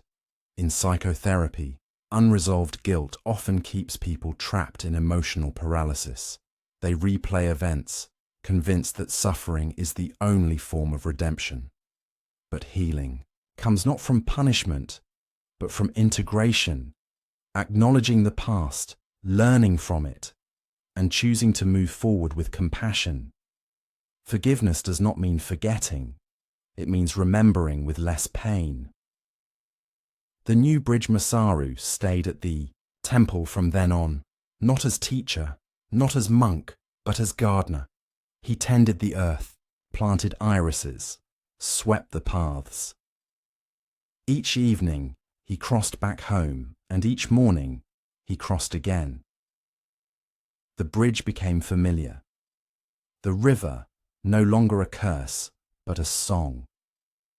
Closing meditation and reflection. You cannot step into the same river twice, for the river is always changing, and so are you. Heraclitus. Tonight, ask yourself, what bridge have I refused to cross? A memory? A regret? A truth too heavy to bear? Breathe. Feel the current beneath your feet. Say to yourself, I may not be ready, but I can take one step. And know this, there is a bridge beneath the river, and it still stands. Story 11. The monk who forgot his name. In the mountains above the clouds, where the mist never fully lifts and the wind speaks in riddles, there once lived a monk who forgot his name. He did not lose it suddenly, as in sickness or madness, nor was it taken by trauma. He let go of it piece by piece, like a leaf that forgets it was once part of the tree, and in doing so, he remembered everything else. The monk with a heavy name. Before he forgot, his name was Genji. He was known across temples for his brilliance, the youngest to pass the 5 sutras, the quickest to silence debate, the brightest robe in the room. But Genji carried a secret weight. Each time someone praised him, he felt more distant from himself. Each time he succeeded, he feared failure even more. He had become his name, a collection of titles, impressions, reflections. He was everywhere, except inside. The moment of shattering, it happened during a pilgrimage. He was deep in the forest, traveling alone to a forgotten hermitage. He had no map, no lantern, only his robes and the sound of his sandals on moss. At twilight, he came to a stream. As he knelt to drink, he saw his reflection. Tired, proud, disconnected, he whispered, "Who is this monk?" And the stream in its stillness answered back, "Who is asking?" The decision that night, he built a small shelter beneath a pine tree. He placed his ceremonial beads on a stone, laid his name scroll in the fire, and sat, not in meditation, but in removal. He stopped chanting. He stopped thinking of himself as Genji. He did not speak for many moons. The birds came and went. Seasons passed. Rain carved new paths in the earth, and he remained. The disappearance. Months later, monks from his temple came searching. They found his shelter, empty but clean. A bowl, a robe, a stack of firewood. But no Genji. They built a small shrine and left incense. He must have become spirit, one said. But Genji had not died. He had simply stepped beyond the self they knew. The meeting at the water years passed. One morning, a young monk named Daiki wandered through that forest. He was weary, burnt from the pressures of study, crushed by expectations. At a stream, he saw an old man kneeling, long beard, tattered robe, eyes like dawn. The man offered him water. Daiki bowed. "Thank you, master. What is your name?" The old man looked at him gently and said, "I had one once." Daiki blinked. "But who are you now?" The old man smiled. "I am the breath that passes, the bird that doesn't return, the watcher of the watcher." Daiki sat beside him, stunned, and drank in silence. The name and the mirror.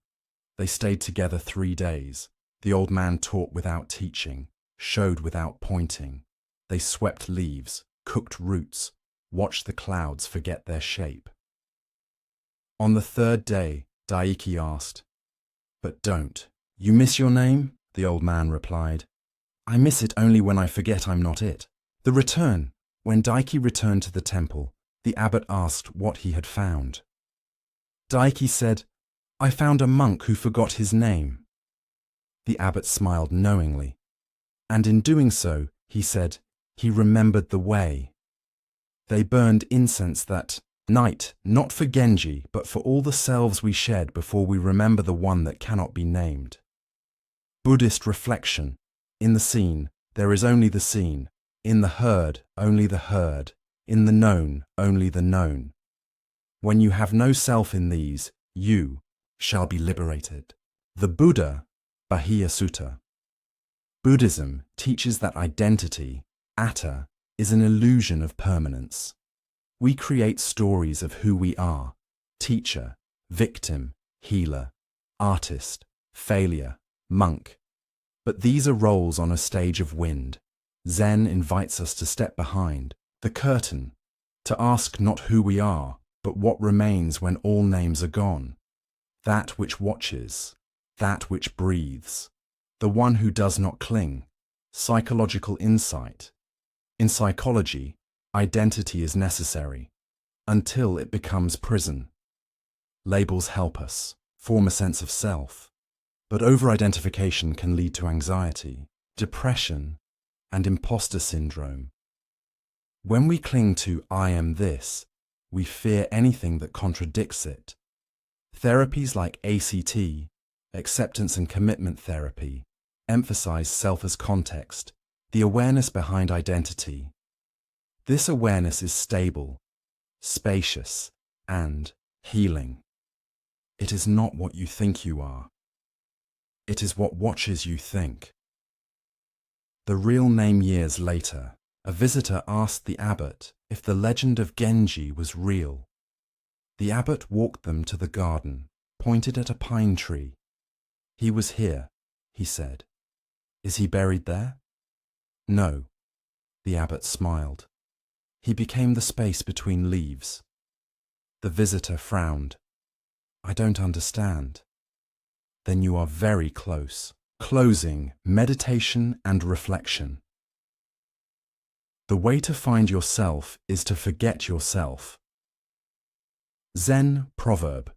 Tonight, ask yourself, who am I when no one is watching? Who am I beneath the name, the role, the memory? Close your eyes. Let each thought drift away. With each exhale, release a label. I am not my work. I am not my past. I am not even this thought. What remains? The witness, the breath, the monk without a name. Story. 12. The Whispering Stone.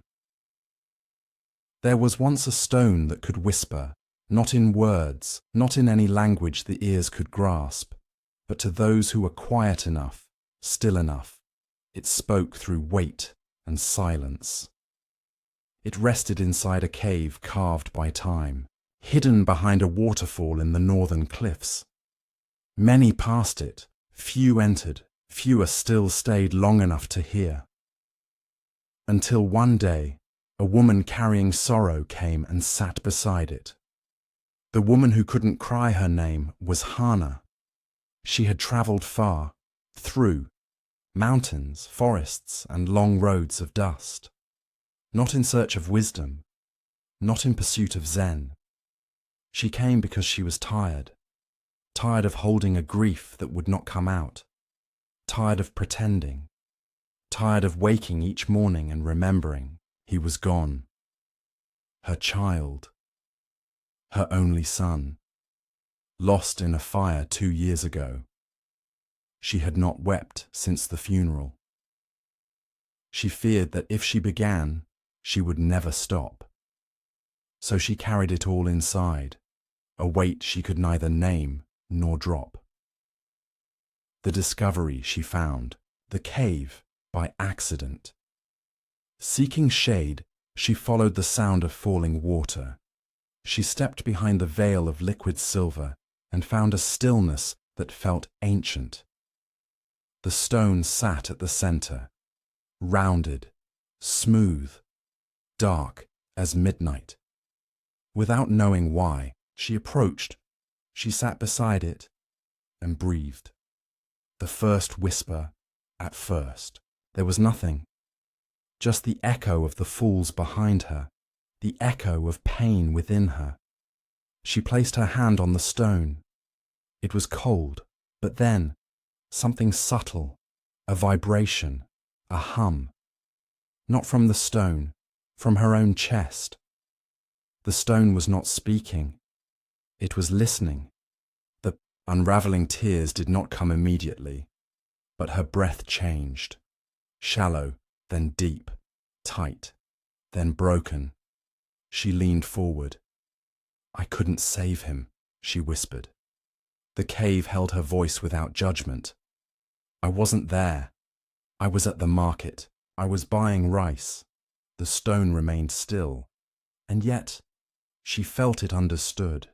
"I don't know how to live with this." A single tear fell, then another, and then the dam broke. She cried, not as a woman grieving, but as grief itself, the listening stone. She returned each day. Sometimes she wept. Sometimes she sat in silence. Sometimes she placed both hands on the stone and let it hold her trembling. And over time, she began to hear other things.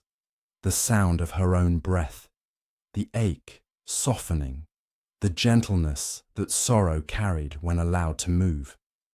She once thought grief was fire, but now she saw it was water, and she had become a river. The stranger. One morning, a traveler entered the cave, a young man with dark eyes and shaking hands. He looked lost. Hannah looked at him and for the first time offered the stone. "Sit," she said. "It helps." The man sat, touched the stone, and cried, not because of what it said, but because someone else had once sat here and survived. The stone's teaching years passed. Hannah never returned to the market. She remained by the cave, quietly tending its path. People came, not many, but enough. Each one carried something heavy. Each one was met with silence and the whisper of stone. It never told them to move on. It never rushed their healing. It simply held the space that no one else could hold. Buddhist reflection. Pain is inevitable. Suffering is optional. The Buddha in Buddhism, pain is part of existence, dukkha, but suffering arises when we resist what is already here. Grief, loss, sadness, these are not enemies. They are guests, visitors asking to be seen. Zen does not fix the broken. It bows to it, sits beside it, listens until silence becomes song. Psychological insight in trauma therapy. Holding space is one of the most powerful forms of healing. Not advice, not solution, just presence. Modern practices like somatic experiencing and compassion-focused therapy show that when pain is met with acceptance rather than suppression, the nervous system begins to regulate. The body speaks, and in time, releases. As the Zen saying goes, when the heart is ready, the tears fall. The last whisper one morning, Hana woke with a deep breath. The sky was soft with fog. The stone shimmered with dew. She placed her hands on it one last time and whispered, "Thank you." She stood, bowed, and walked down the path. Not because the grief was gone, but because it no longer needed to be held alone. Closing meditation and reflection. Do not turn away. Keep your eyes on the wound, for the place where the pain lives is where the light enters. Rumi tonight, ask yourself, what pain have I buried too deeply to feel? Let yourself listen, not to solve, but to soften. Close your eyes. Place one hand on your heart, the other on your belly. Whisper, silently, "I hear you. I will sit with you, as long as it takes." Then breathe and know this. There is a stone in the silence, and it is listening. Story 13. The Candle That Burned the Dark. Long ago, in a quiet village built at the edge of a great forest, there lived a woman who sold candles. Her name was Chiyo. She was neither monk nor healer, yet many came to her when they were afraid of the dark. Her shop was small, tucked between a shrine and a stream.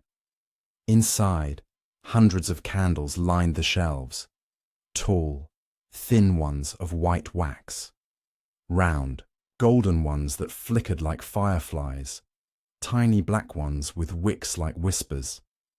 But there was one candle she never sold.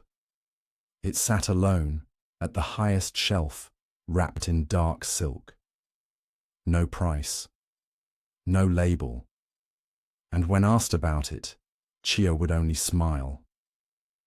"That one," she said, "is for the one who truly cannot see, the man who carried Shadow One." Winter evening, a man arrived in the village. He wore no name, only layers of silence and tiredness. He spoke little, ate little, slept less. He told no one why he came, but the villagers knew. He had the look of someone who had been walking through night for too long. Not the outer night, but the one that clings behind the ribs. One morning, he entered Chiyo's shop. "I need a light," he said. Chiyo studied his face, the hollowness behind his eyes, the tremble he tried to hide. "What kind of dark do you carry?" she asked. He looked down. "The kind that follows you, even when the sun is shining." The offering, she handed him the candle wrapped in silk. "This is not for sale," she said. "But if you promise not to light it too soon, you may take it." The man frowned. "What does that mean?" Chiyo answered softly. "Darkness has its lessons. If you light it too early, you'll miss the teaching." He nodded, reluctantly, and left. The wandering. He carried the candle through days of forest and nights of fog. At times he nearly lit it, when the trees crowded his path, when wolves howled in the cold, when memories of her, of the one he lost, rose, like smoke from a place he couldn't name. But each time he remembered Chiyo's voice. Not yet. And so he sat and walked and wept and waited. The cave one night, he found shelter in a cave. The wind howled, rain lashed the mouth of stone. He crouched inside, wrapped in his cloak. It was the darkest night yet. Inside his mind, storms louder than the weather, regret, loneliness, the echo of mistakes. He held the candle in his hands. His breath was shallow, his hope thinner still. And finally, he lit it. The light that wasn't light. The wick caught. The flame rose, but it was not bright. It glowed, yes, But the glow did not pierce the darkness. Instead, it made the shadows clearer, more defined. He saw the walls of the cave, his hands, the outline of his grief, not erased, but illuminated. The realization tears came, not from despair, but from recognition. The candle did not burn away the dark, it revealed what had been waiting inside it. He saw the memory of his beloved, not as pain, but as presence. He saw his guilt, not as curse, but as a child needing forgiveness. He saw himself, not as broken, but as someone learning to hold the night without fear. The return, in the morning, the storm passed. The candle had burned low. He wrapped the stub in silk, as Chio had, and returned to the village. The last exchange, Chio welcomed him with tea. He placed the candle on her table. "I lit it," he said. She nodded. "And?" "It didn't make the dark go away." "No," she smiled. "It showed you what was inside it." He whispered, "I thought light meant escape." She poured more tea. "No. Light means seeing. Buddhist reflection. As a lamp in a windless place does not flicker, so is the disciplined mind in meditation." The Buddha, Bhagavad Gita, also echoes this verse. In Buddhism, the light we seek is not to banish the world, but to see it clearly. Ignorance, avidya, is the true darkness. Clarity, prajna, is the flame. We do not light the path to run from pain. We light it to walk through pain with eyes open. Zen does not promise light without shadow. It teaches that light and shadow are two wings of the same bird. Psychological. Insight in psychology. This is akin to shadow work, the process of bringing unconscious fears and pain into conscious awareness.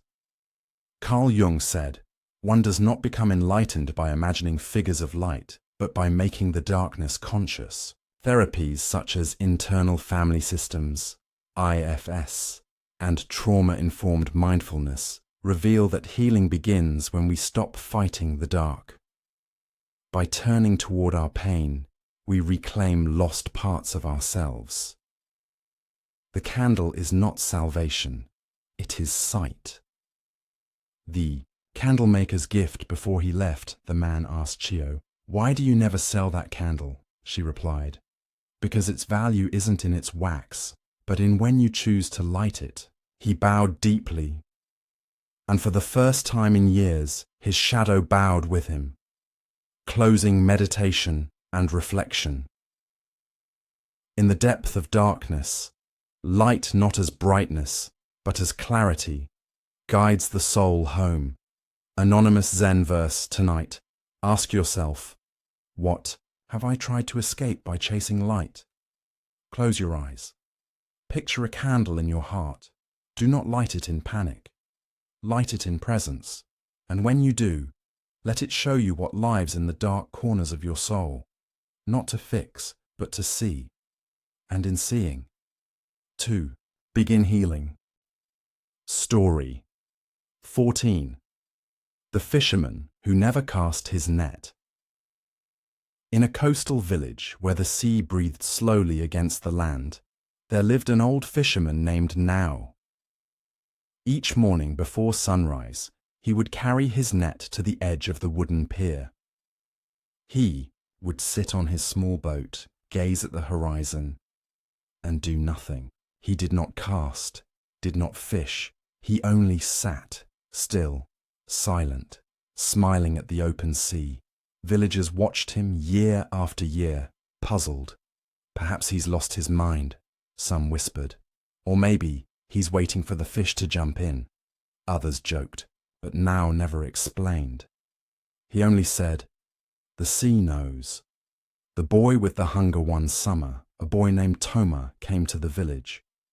He was poor, eager, and carried the sharp hunger of survival.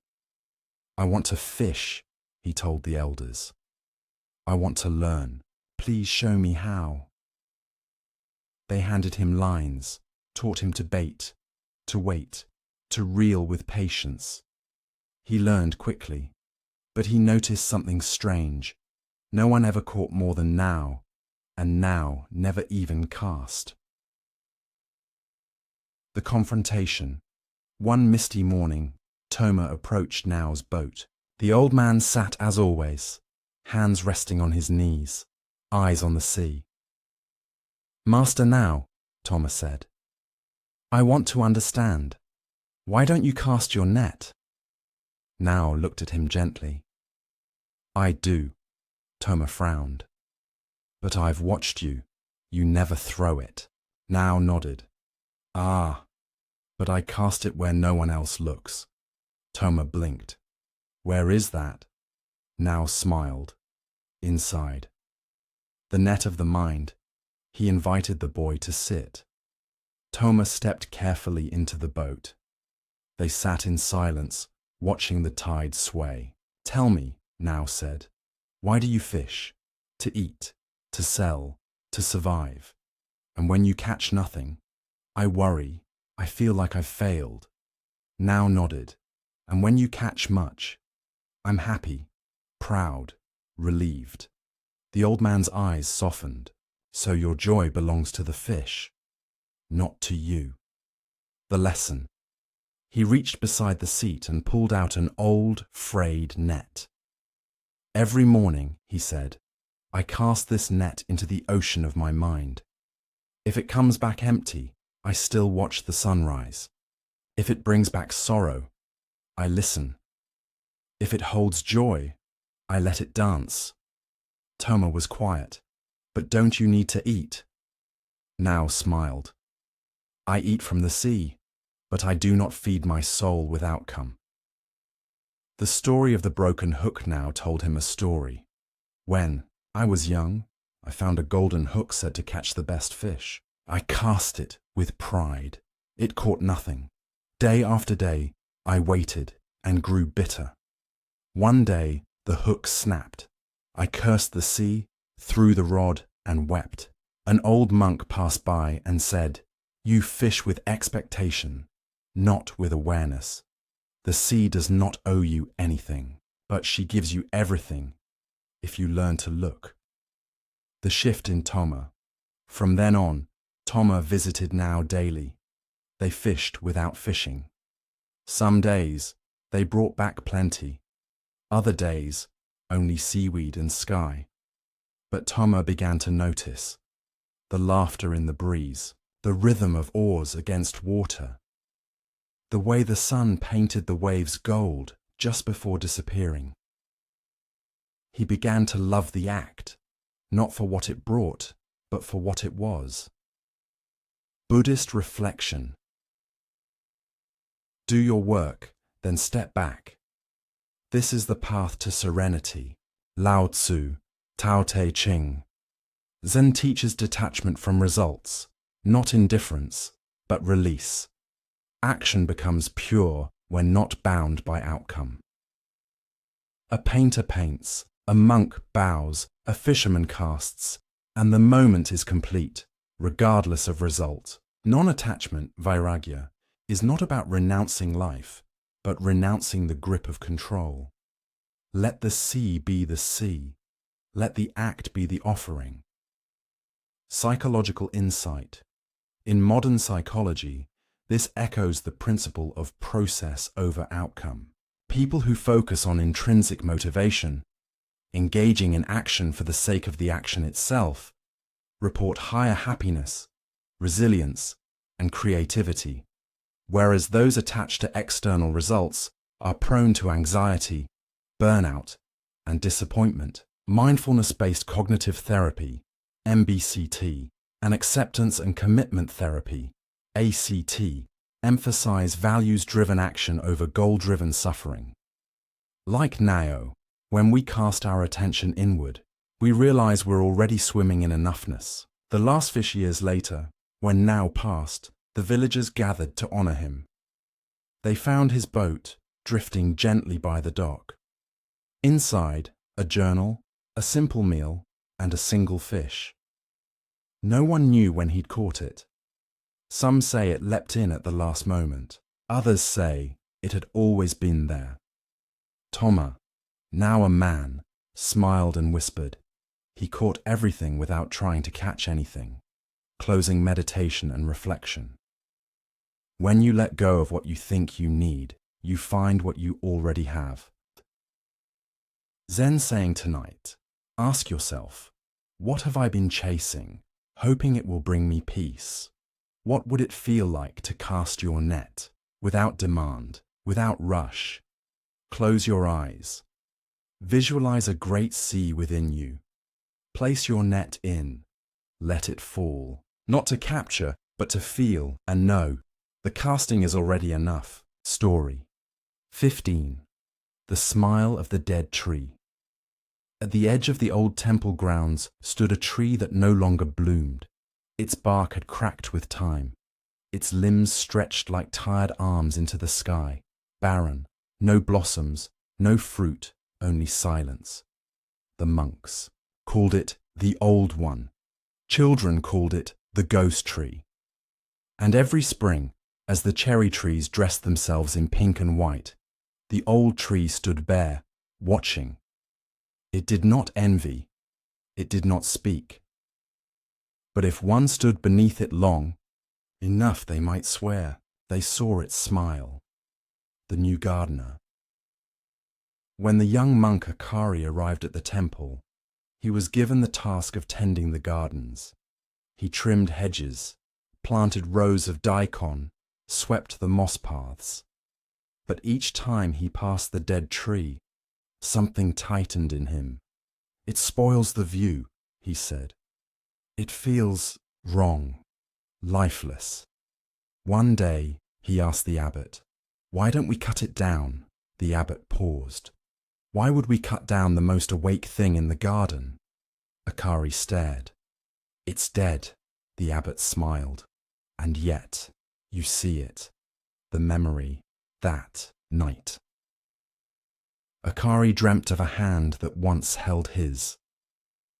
His grandmother, the woman who raised him after his mother died, who wore robes that smelled of incense and old pages. He remembered how she'd sit by a dried sunflower and say, "Even this has something to teach." She had passed 2 winters ago, and Akari hadn't wept. He had buried his grief beneath vows, beneath silence. But now, he stood beneath the dead tree and wept, not for what he had lost, but for what he had refused to see. The visitor. One morning, a bird landed on the tree. Its feathers shimmered like dusk, not bright, but deep. It sang once, then twice, then fell silent. Akari watched as it nestled into a crook of the gnarled branch and closed its eyes. Later, a child walked by. She pointed. "That tree is old." Akari nodded. "Yes." "Why doesn't it have flowers?" "Because it doesn't need them." "Is it sad?" Akari thought, then said softly, "I think it's free." The wind and the smile. As days passed, Akari began to notice things. How the tree creaked softly when the wind passed, like laughter. How moss had grown around its roots like a green robe. How its trunk bore marks of age, of life, of endurance. And one afternoon, he saw something unexpected. A single vine, green and trembling, climbing up its side. New life, reaching upward, using the dead to rise, he whispered. "So you still give." And the tree, in its stillness, said nothing, but the air around him felt like gratitude. Buddhist reflection. In flowers, there is blooming and fading. In stone, there is stillness. To see clearly, one must see both. Zen garden saying in Buddhism, beauty is not reserved for the perfect, the blooming, the vibrant. All phenomena are impermanent. Birth, decay, death, and rebirth move in a single breath. To revere only what shines is to miss the deeper truth, that what appears dead may still hold wisdom. Zen asks, can you bow to the broken? Can you learn from the quiet to smile without petals? This is the smile of liberation. Psychological insight in psychology. This aligns with post-traumatic growth, the idea that suffering and aging do not end life's value, but deepen it. People who've endured great loss often develop profound empathy, insight, and peace. Therapies like logotherapy emphasize meaning-making even in hardship. The dead tree is a metaphor for our aging, our pain, our scars, and yet, even barren, we can host. Birds, even cracked, we can offer shelter. The smile of the dead tree is not denial, it is transformation. The ritual, that spring, Akari began a new tradition. Each full moon, he placed a candle beneath the old tree. He sat beside it, in silence, not to mourn, but to listen. Other monks joined, then villagers. No one spoke, but somehow everyone left lighter. The child's drawing one day. The same little girl who had once asked about the tree brought a painting. It showed the old tree, no leaves, no flowers, but surrounded by stars. She pointed. This is its light. Akari felt tears rise again. He hung the drawing near the gate, and beneath it he wrote, "There are trees that bloom, and trees that teach you how to bloom, without needing to." Closing meditation and reflection. What you see as decay may be the doorway to grace. Zen verse tonight. Ask yourself, what part of you have you labeled broken? Useless? Past its time? Close your eyes. Visualize a tree within you. Feel its roots, its scars, its empty branches. Then ask, can this tree still hold the wind? Can it still host a bird's song? Can it still smile? And know this, even the dead tree feeds the forest. Even you, as you are, give more than you know. Story 16. The Empty Bowl. There is a tradition in the northern monastery that every morning at dawn, each monk carries their bowl to the central hall in silence. They wait in a line that wraps like a spiral around the courtyard, robes whispering, sandals brushing stone, breath blending with mist. And in the center sits the master. Behind him, a pot of simple rice porridge, steaming with humility. Each monk steps forward, bows, and offers their bowl. The master looks into it, sometimes fills it, sometimes does not, and never says why. The young monk's frustration, Tensho, was new to the monastery. Young, sharp, eager to learn. He had read the sutras, memorized verses, practiced posture until his back burned straight. But one thing he could not understand was the bowl, the silence, the waiting, the inconsistency. Some mornings his bowl was full. Other days it came back nearly empty. And yet he did the same thing each time. Is this a test? He wondered. Is he judging me? The thought stirred like wind in a cup, small but enough to ripple the surface. The confrontation. One morning, after receiving only a spoonful of porridge, Tensho broke silence. He stepped aside, bowed tightly, and said, "Master, may I ask something?" The master looked up, his eyes clear as winter. "Sky." "Yes." Why is my bowl filled differently each day when I come in the same way? The master took the bowl from Tensho's hands, held it up to the morning light, then gently turned it over, spilling the small portion onto the ground. Because, he said, you bring it already full. The inner weight, Tensho blinked. Full. Of what? The master returned the bowl. Expectation, pride, certainty, knowledge. He leaned closer. There is no space left to receive. Then he smiled softly and turned away. Tensho stood still for a long time, bowl in hand, as the wind passed through the courtyard. The learning begins. That day Tensho returned to his quarters. He placed the bowl on the floor and stared at it. He thought of all the ways he had filled his life, with opinions, with control, with the need to be seen as wise. He remembered every time he walked into the meditation hall, already thinking he understood.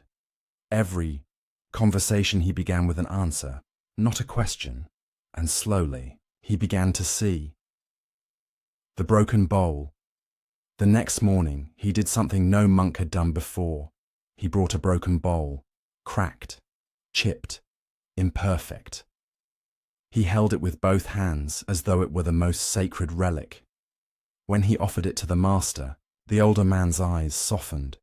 He filled it to the brim. Porridge spilled through the crack and dripped onto the stone, and neither of them said a word, but both understood. The emptying in, the weeks that followed, Tensho began a new practice. Each night before bed, he would sit before his bowl and whisper into it everything he clung to that day. I was proud of my silence. I was angry at my brother monk. I was afraid I am not enough. I wanted recognition. Then he would imagine the bowl pouring all of it out onto the ground, letting it drain, so he could rise the next day with room. The master's secret. One afternoon, as spring warmed the stones, Tensho found the master alone, cleaning the ladle. He bowed deeply. "Thank you," he said, "for teaching me about the bowl." The master chuckled. "It teaches all of us," then added quietly, "There are days I still forget." Tensho looked up. "You," the master winked. "That's why I serve. It reminds me what it means to receive." Buddhist reflection. In the beginner's mind there are many possibilities. In the expert's mind there are few. Shunryu Suzuki Zen places deep value on emptiness, not as lack, but as openness. The empty bowl is not a void. It is a vessel. Only when we release what we think we know, what we deserve, what we control, can we truly receive. Shunyata, the concept of emptiness, in Mahāyāna Buddhism, teaches that form arises from emptiness, and emptiness is not nihilism, but freedom. To be empty is not to be nothing, it is to be ready. Psychological insight in modern psychology, this touches the heart of receptivity and cognitive flexibility. Those who rigidly hold on to identity, certainty, and performance often suffer from anxiety, perfectionism, and chronic dissatisfaction. Practices like mindfulness, radical acceptance, and compassionate inquiry help create space within, space to notice, to allow, to receive.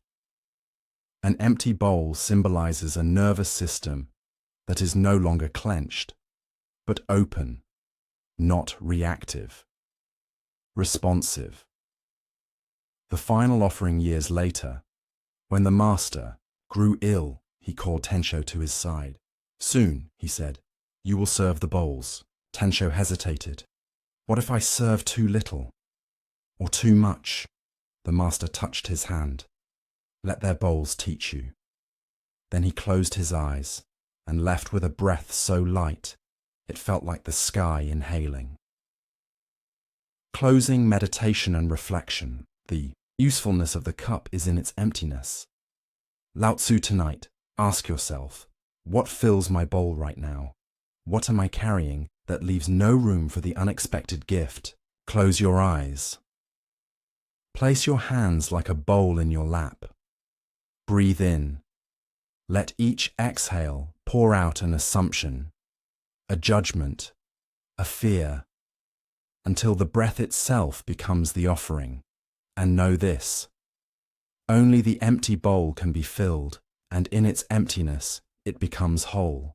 Story 17. The gate that was never locked. There was once a man who lived inside a gate, not a home behind the gate, not a palace surrounded by one, but inside the gate itself. He had entered many years before and never come out. It was said he had locked himself in after a mistake. Some said it was shame, others, punishment.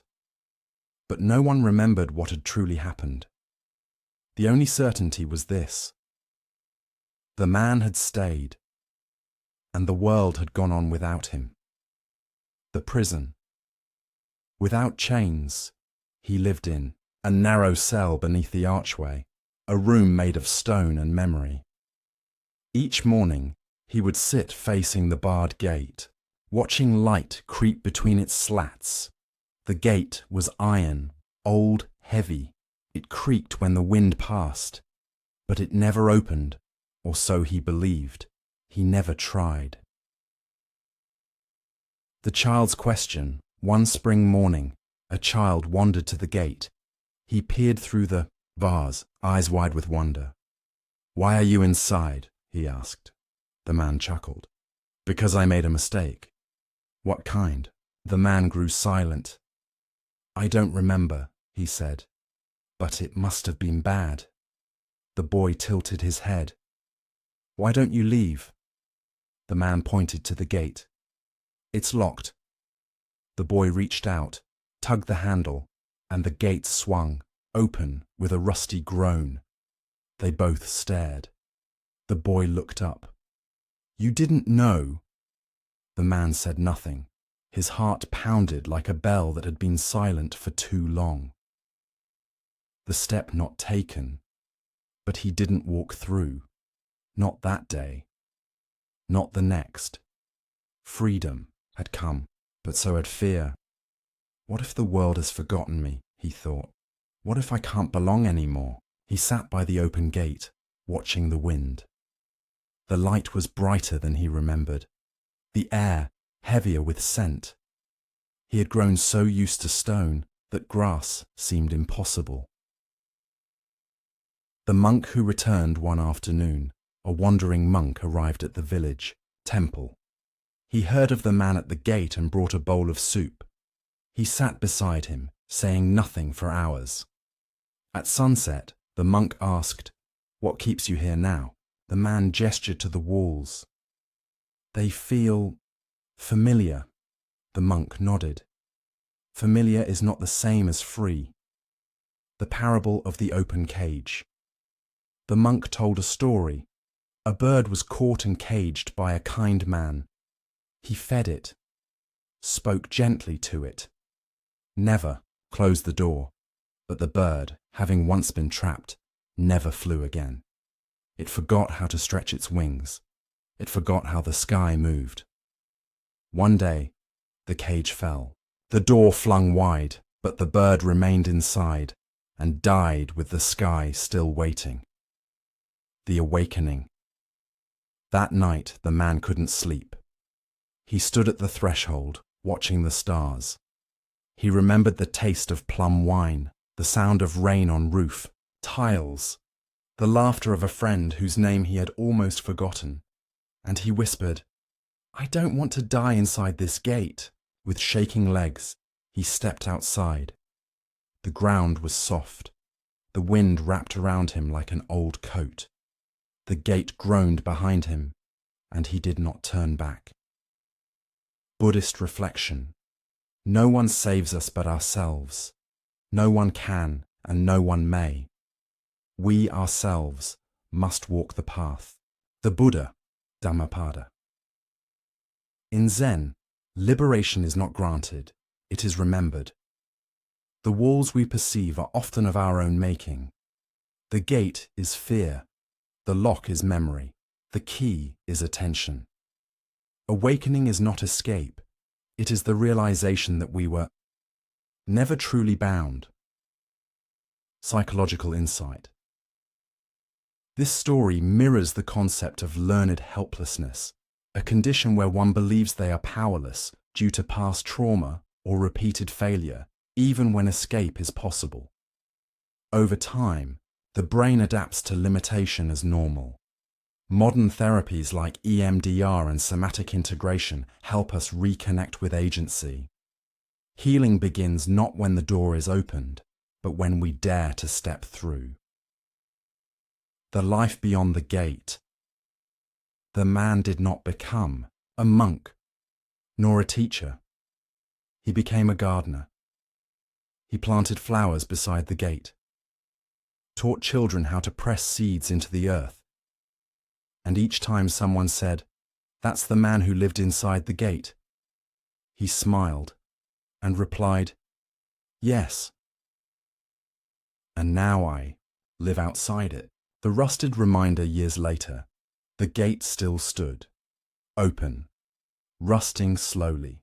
No one ever closed it, and when asked why it remained, the villagers said, "So we don't forget how easy it is to stay inside what was never locked." Closing meditation and reflection. The door is wide open. Why do you stay seated? What holds you now except your own shadow? Zen verse. Tonight, ask yourself, what gate have I believed to be locked? What fear, what story, what memory still guards my freedom? Close your eyes. See a gate before you. Place your hand on it. Feel the rust. Hear the hinges. Now push and step through. You are not late. You were never locked in. You are simply returning. Story 18. The Wind and the Feather. It was said that on the highest plateau above the village of Uri, the wind never stopped. Even on the stillest summer night, it would hum between the rocks. Even when the trees below lay still, the air up there would dance. The people called it Kaze no Oka, the hill of wind. And if you stood there long enough, it was said, you'd find something you hadn't even realized you were missing, but only if you were willing to let go. The girl who refused to fall Sora was a girl who held on too tightly. She gripped her thoughts, her plans, her days like knots. She made lists, timetables, promises, and when things didn't go her way, she blamed herself, or others, or fate. Control made her feel safe, until it didn't. The night her mother left without goodbye, the day her exam scores didn't arrive, the morning the family dog simply never came home.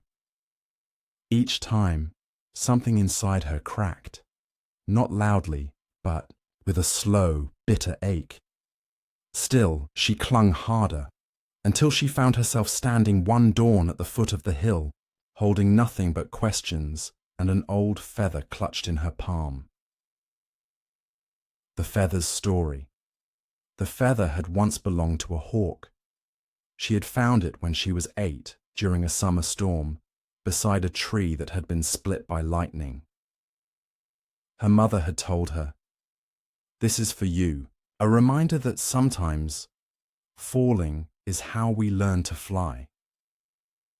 Sora didn't understand at the time, but now, years later, as she stood before the wind's playground, she remembered the words. She opened her palm and looked at the feather. It fluttered, but she didn't release it. Not yet. The monk at the hill. Near the top of the hill sat an old man in plain robes. He was not a temple monk, but he had lived on the plateau longer than anyone remembered. When Sora reached him, he didn't look up. He simply said, "What do you carry?" She showed him the feather. "And what does it want?" She frowned. It's just a feather. It doesn't want anything. He looked at her then, eyes smiling. Then why are you holding it so tightly? The cone of the wind. She sat beside him, uncertain. He pointed to the sky. Do you see the wind? No. But you see its movement? Yes. He nodded. That is life. She was quiet. He continued. We do not see the wind. We cannot catch it, but we trust it moves the leaves. Sora asked. And what about when the wind breaks things? Then we learn what was meant to stay. He placed a hand on his chest. The wind does not ask your permission. It only asks your openness. The letting go. The monk held out both hands. Would you like to try? Sora hesitated. The wind pulled gently at her sleeves. She looked again at the feather. How long had she carried it? How much meaning had she given it? And yet, was she the one holding it, or was it holding her? She lifted her hand, opened her fingers, and let it go. The flight, the feather did not fall. It danced, caught by the breeze. It spun like a whisper through the sky, climbing higher, vanishing against the morning light. Sora watched, eyes wide. She felt something in her chest rise with it. Not a loss, but a release. The monk whispered, See? The wind knows where it belongs. Buddhist reflection. If you let go a little, you'll find a little peace. If you let go a lot, you'll find a lot of peace. If you let go completely, you'll find complete peace. Ajahn Chahine Buddhism, clinging, upadana, is the root of suffering. We try to control what cannot be controlled, hold what cannot be held, fix what is already unfolding. Zen teaches, let go, not because you've given up, but because you've given in to trust. The feather did not fall because it surrendered, rose because it stopped resisting. Psychological insight in modern therapy. This echoes the principles of acceptance and commitment therapy, ACT, and non-attachment.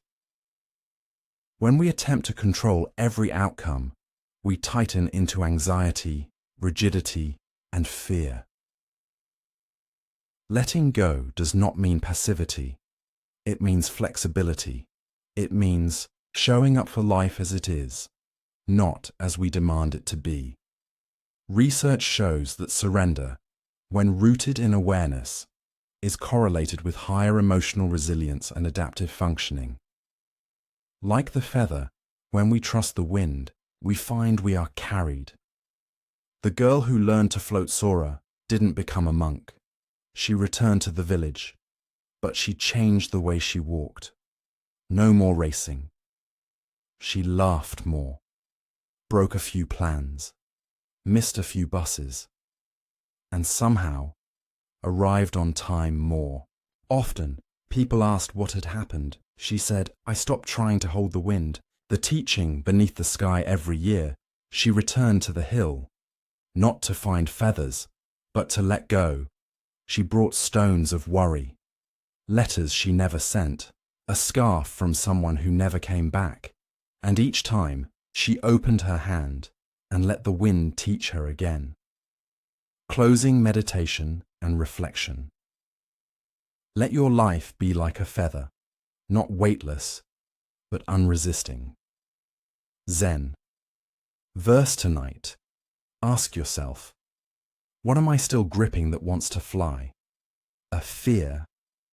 Hope? A story? Breathe in. Feel the wind enter you. Breathe out. Open your palm in your heart and release. The wind knows the way. You were never meant to fall. You were meant to float. Story 19. The Temple Without a Bell. High in the green folds of the mountain, hidden among pine and cedar, stood a temple that had no bell, no bronze, no chime, no morning clang to call the monks to meditation, no evening tone to mark the descent of day into night. It was the only temple in the region with no bell, and because of that, many believed it had no sound at all. But those who stayed, those who listened, heard something far deeper. The pilgrim who missed the bell one summer, a man named Riku, arrived at the temple gates. He had visited many monasteries in his life, sought teachings, followed masters. His robes were faded with time, his eyes filled, with questions still unanswered. He bowed before the gate and entered. But when the next dawn came, he waited. No bell. He walked the grounds, puzzled. Monks swept the courtyard. Others meditated under the trees. But no one rang anything. He asked a passing monk, "When will the bell sound?" The monk bowed and replied, "It already has." The absence Riku was confused. He watched the monks, how they moved without hurry, how they ate in silence, how they seemed to respond to cues that had no source, no bells, no gongs, only an inner rhythm. He couldn't understand it. How do they know what time it is? He asked himself. How do they begin their practice without a signal? The answer came unexpectedly from the head monk, who spoke only once a day.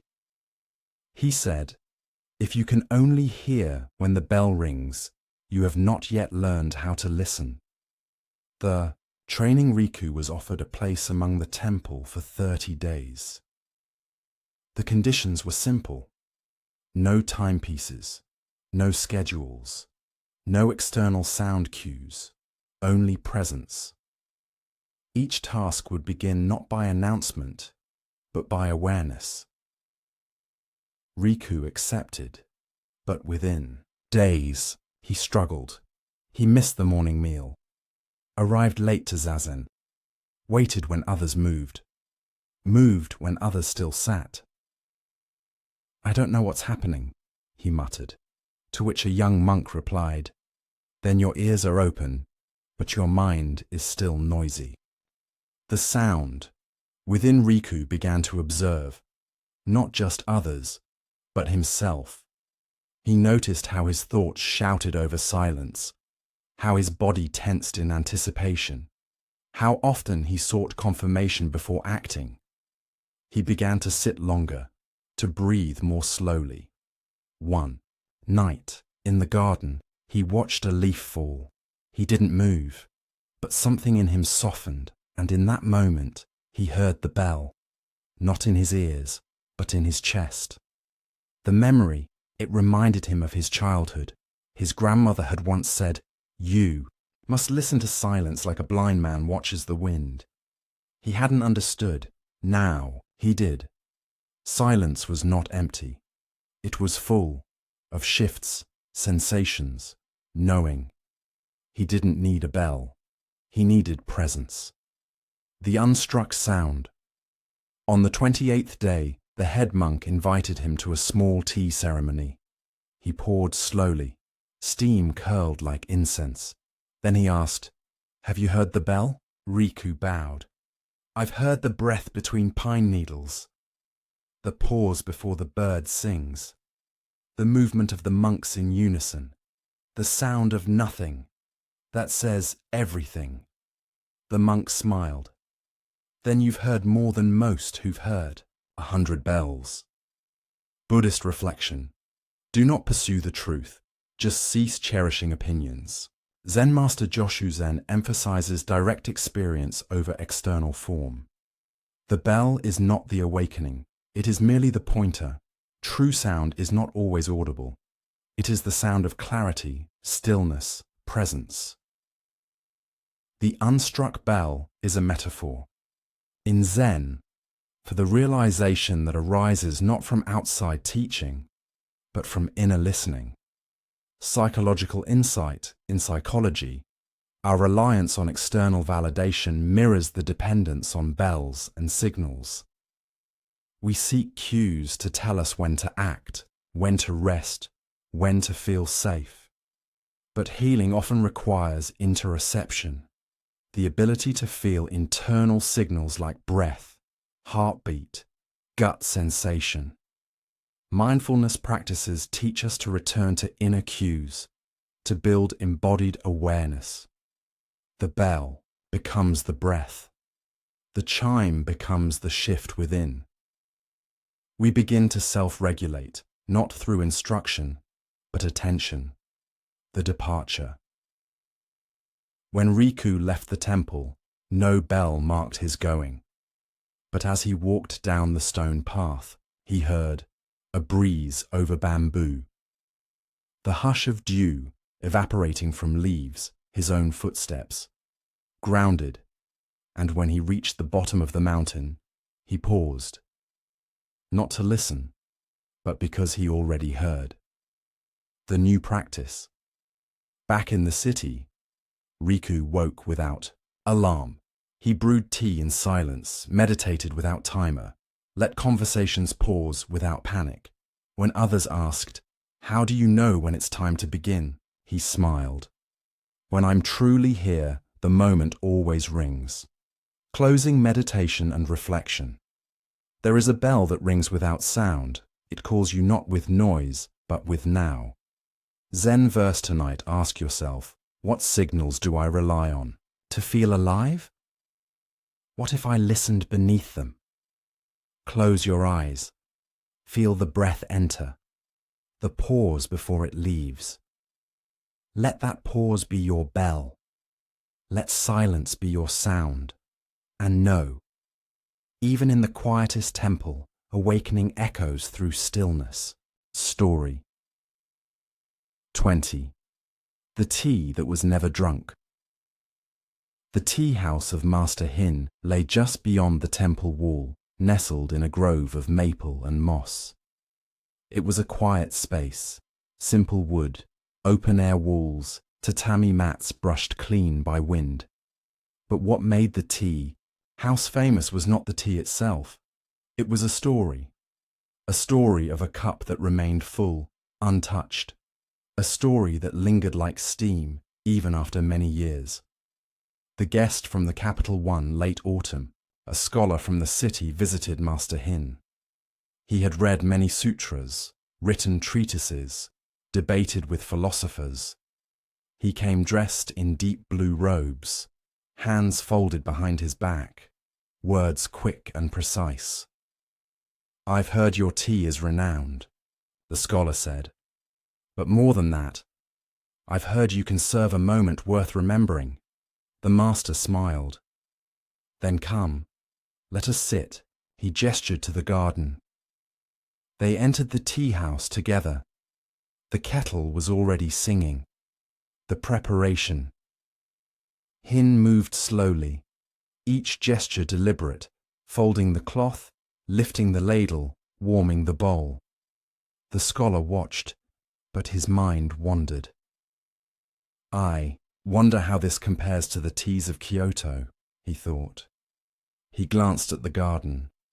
"Perhaps I'll write a poem about this." He considered his next lecture. He recalled a letter he hadn't sent. The water poured, the cup filled, and still, his thoughts raced ahead. The cup between them, Hin placed the cup before the scholar. The aroma rose, earthy, floral, warm. But the scholar didn't notice. He lifted the cup, paused to speak. "You know, I once attended a ceremony where the host used spring water from Mount Hiei. Very rare. I wonder what source you use here." Hin bowed. "The water," he said, "is from the present moment." The scholar laughed politely, then resumed his story. Hin said no more. The tea sat untouched. Steam drifted, thinned, disappeared. The stillness time passed. The birds grew quiet. The air cooled. The cup, once warm, had now turned tepid. The scholar finally brought it to his lips, but Hin gently placed a hand on his. He looked up, startled. "It is no longer tea," Hin said softly. "It is only what is left of what could have been." The awakening. The scholar blinked. "What do you mean?" Hin stood, bowed, and whispered, "You drank every thought but missed the one in your hands." The scholar looked down at the cooling cup. It had waited. So had the moment, and now both were gone. The koan in the cup.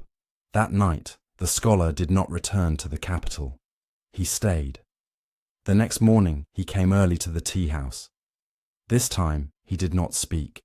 He did not think of lectures or poems or the past. He only sat, Hin, poured. The cup filled.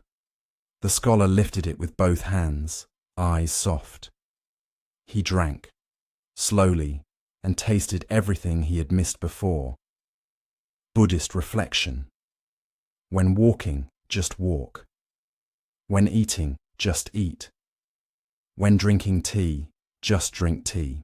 Zen master Seung San Zen practice is not about grand enlightenment. It is about this sip, this breath, this presence.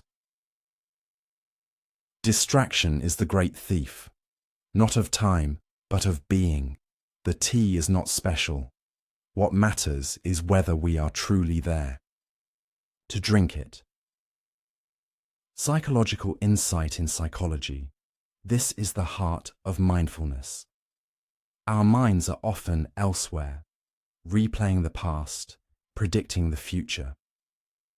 Research shows that even mild distraction during routine activities can increase anxiety, reduce satisfaction, and sever connection. Practices like mindful eating, grounded breathwork, and intentional attention restore awareness.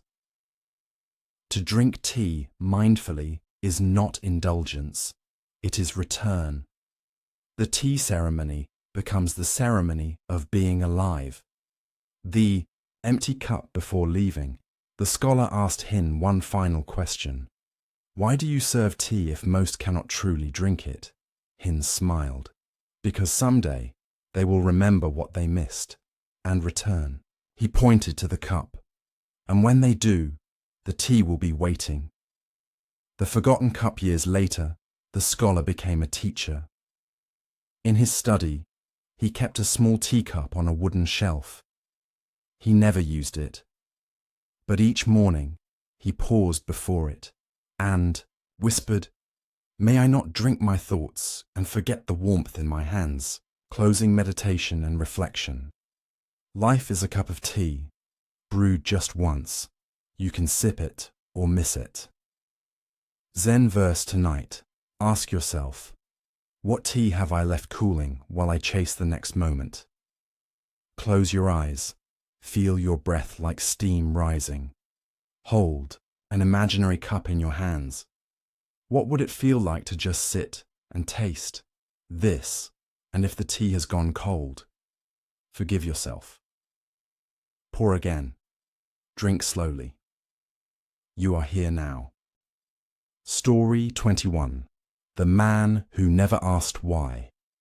In a village woven between rice fields and mountains, lived a man who was different from everyone else. He never asked why, not when the sky opened with thunder, not when crops failed or children cried, not even when someone he loved disappeared without reason. He simply bowed his head, breathed deeply, and continued walking. To some, he was wise, to others, foolish, but always, he was still. The watcher, his name was Enyo, though few used it. Most just called him the Watcher. He lived in a small hut beside the river. He tended his garden with silent hands. He smiled when spoken to, but offered little in return. When asked about his past, he only said, "Everything that came, came." When asked about his future, everything that will go, will go. The villagers often whispered, "He has no questions," and to them that was both terrifying and beautiful. The boy who questioned one day, a boy named Nari wandered to the river. His father had died in the fields the week before, struck by lightning on a clear day. Everyone said it was fate. Everyone told Nari to accept it, but he could not. Why did it happen?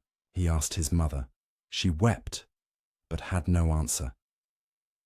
Why him, not someone else?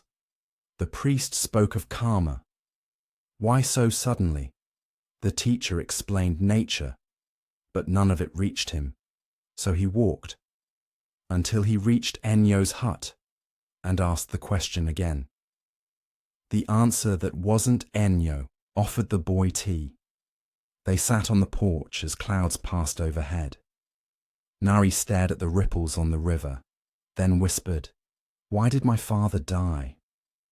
Enyo looked out at the water and said nothing. Silence stretched. Finally the boy cried, "Aren't you going to say something?" Enyo turned and gently replied, "If you must ask why, ask the wind why it turns, ask the leaf why it falls, ask the flame why it dances. They will not answer, but they will keep being." The resistance Nari stood. "That doesn't help." Enyo nodded. "I know. Don't you ever want to understand?" "I do. Then why don't you ask?" "Because not all answers ease the ache. Some only sharpen it."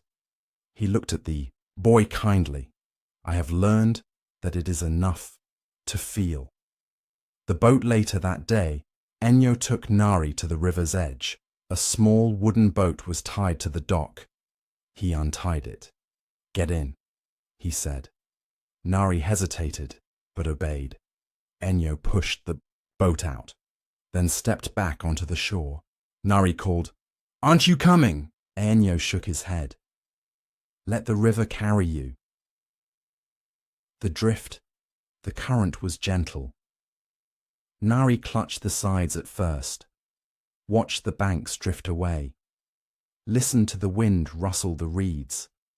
He thought of his father, the silence he left behind, the unfinished stories, the empty bowl at dinner, the socks still tucked in the corner of the room.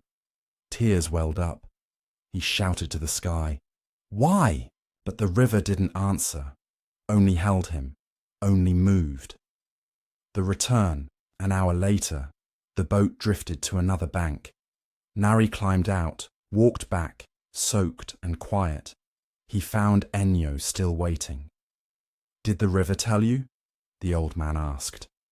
Nari didn't speak. He just sat, and for the first time in days, his breath came easily. Buddhist reflection. To understand everything is to forgive everything. The Buddha attributed Zen is not anti-question, but it teaches the emptiness of clinging to answers. The mind that demands constant explanation is never still. Much of life is mystery, not to be solved, but to be lived. The man who never asked why did not lack curiosity. He had simply made peace with unknowing, and in doing so, he lived with less suffering. Psychological insight in psychology. The mind's insistence on answers is often a survival reflex, seeking meaning to regain control. But when we face trauma, grief, or randomness, why loops can become obsessive, intrusive, and unresolvable. Therapies like ACT, acceptance, and commitment therapy invite us to sit with not knowing. 2. Shift from "why did this happen?" to "what now?" Radical acceptance is not giving up. It is releasing resistance to reality. Only then can we begin to heal. The boy grows. Years later, Nari grew into a gentleman. He tended the temple gardens. When visitors asked deep questions, he often smiled. Sometimes he offered tea. Sometimes he said nothing. And when they pressed harder, he'd point to the river and say, You'll find better answers there. The quiet teaching. Before Enyo died, he left no will, no final speech. Only a small scroll that read, "I walked beside the wind, never asking where it came from. Still, it cooled my face." And that was enough. Closing meditation and reflection. Sometimes, the question dissolves in the tenderness of what is. Zen verse, tonight ask yourself, what question have I carried too long, one that no answer has ever satisfied? Close your eyes. Let the question rise.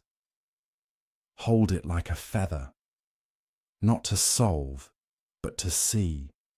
Then breathe and ask yourself, can I live this moment even without knowing why? Because sometimes it is enough to feel the river move beneath you. Story 22. The Path Between Two Trees. At the edge of the mountain forest, where the sun filtered through branches like old memory, there stood two ancient trees. One was tall, with wide, welcoming limbs.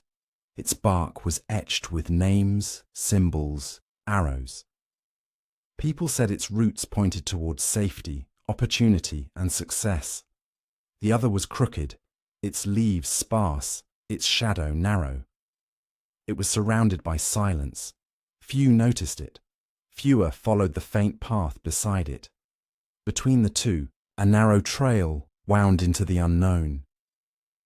It had no markers, no destination, only a space between trunks, barely wide enough for one person.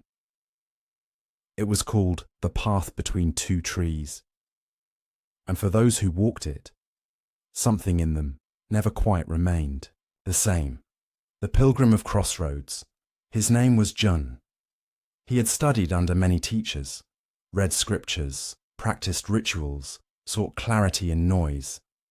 But something always felt incomplete. Too many answers, he muttered once. Too little silence. So he left the monastery for a time, choosing to wander. One dusk, after days of walking, he came to the clearing. Two trees, two options. To the left, a wide, worn road. Beneath the strong tree, bustling with distant voices. To the right, a narrow bend disappearing beneath brambles. In between, stillness and a gap. The hesitation, June sat beneath the trees. He watched people pass.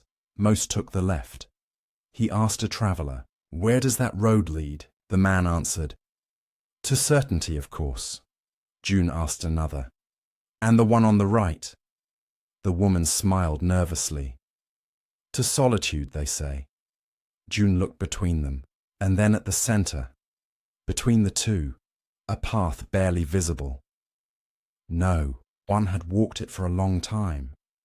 Perhaps no one ever had. The third way as night fell, Jun built a small fire. He closed his eyes and remembered something his first teacher had said. Most of the time, life doesn't offer the choice between good and bad, but between comfort and truth. The wind shifted. Leaves rustled. He stood, faced the narrow space between the trees, and stepped in. The walk without signs. The path was strange, sometimes clear, sometimes vanishing into overgrowth. Jun had to crouch beneath vines, leap small streams, navigate thorn and fog. There were no markers, no sounds of other travellers, only his own breath. He doubted himself many times. I could have taken the easy road, he thought. At least I'd know where I was going. But something kept him walking, not curiosity, not ego, but the feeling that something in him needed this, a space without answers. The encounter. On the third day, he met an old woman seated beside a tree stump, boiling water over a tiny fire. She gestured for him to sit. Without speaking, she handed him a cup. Jun drank. It was bitter, but grounding. She looked at him with soft eyes and asked, "Which tree did you walk between?" Jun pointed behind him. She nodded. "Not many come that way." He asked, "Why?" "Because the others give promises. This one only gives questions. The koan of direction." They sat in silence for a while. Then she asked, "What is the path that leads nowhere, but still brings you home?" Jun didn't answer. Not because he didn't know, but because he finally understood why the question mattered more than the reply. The emergence. By the time Jun reached the end of the unmarked path, days had passed. The trail ended not at a city, not at a temple, but at a wide meadow filled with wind and wildflowers. He stood there for a long while. He had no destination, no map, no next step. And yet, he had never felt more certain. Not because he had found his way, but because he had learned to walk without needing one. Buddhist reflection. When the mind seeks a path, it misses the ground beneath its feet. Zen saying. Zen speaks often of the middle way, but also of the no way, the unmarked, the unscripted, the unfolding moment. It is easy to choose the path of logic or the path of resistance. Harder is the choice to step between, into uncertainty, into truth without structure. The path between the trees is the path of the present, not guided by signs, but by awareness. Psychological insight. In modern psychology, this mirrors the challenge of liminality, the space between what was and what will be. We avoid these transitions because they lack definition, but they are where deep transformation occurs. Therapies like Gestalt and existential counseling help clients live within the unknown, to let go of dualistic choices and embrace process over destination. Ambiguity isn't failure, it's becoming Jun's return. Jun never truly returned to the monastery. But years later, a student found him teaching under a fig tree near the river. He told no dogma, no rules, only stories. And when asked how to choose between two good options, he often said, "Look between them, that's where your true path begins." The clearing. The path between the trees remains. It is still narrow, still silent, still missed by most. But once in a while, someone pauses, sees the space between, and dares to enter, not to find answers, but to find the self that no answer can define. Closing meditation and reflection. Some paths are not marked because they are not meant to be followed. They are meant to be walked. Zen verse tonight. Ask yourself, where have I forced a choice when my truth was waiting between them? Close your eyes. Picture two trees. See the familiar options. Then shift your gaze to the quiet space between them and step in. You may not know where it leads, but you will know you are home. Story 23. The Girl Who Drew the Wind. In a small mountain village where clouds came close enough to touch, there lived a girl named Mio who loved to draw, not houses, not trees, not people. She drew what others said could not be drawn. The wind. While the other children painted flowers and lanterns, Mio sat alone with ink-stained sleeves, making swirls, curls, and strokes that spun off the edge of the paper. Her drawings were strange, sometimes just a single curved line, other times waves that never reached the sea, shapes that seemed to breathe. When asked what she was making, she always smiled and said, "The wind passed here. I just followed it." The teacher who Questioned one day, the village schoolteacher came by her corner. He looked at the sheets spread on the stone wall, drying in the sun. He frowned. "There's nothing here to grade," he said. "No trees, no people, no structure." Mio looked up. "But there's movement." The teacher sighed. "You cannot draw what you cannot see." Mio tilted her head. "Then why do I feel it?" He walked away, muttering, "Feelings aren't facts." Mio dipped her brush again and drew a long, soft curve, like a leaf learning to fly. The silence of wind. That evening, her mother found her in the garden, lying in the grass, eyes closed. "Mio, what are you doing?" "Listening." "To what?" "The shape of the breeze." Her mother smiled gently, though she didn't understand. "You cannot listen to shape, dear."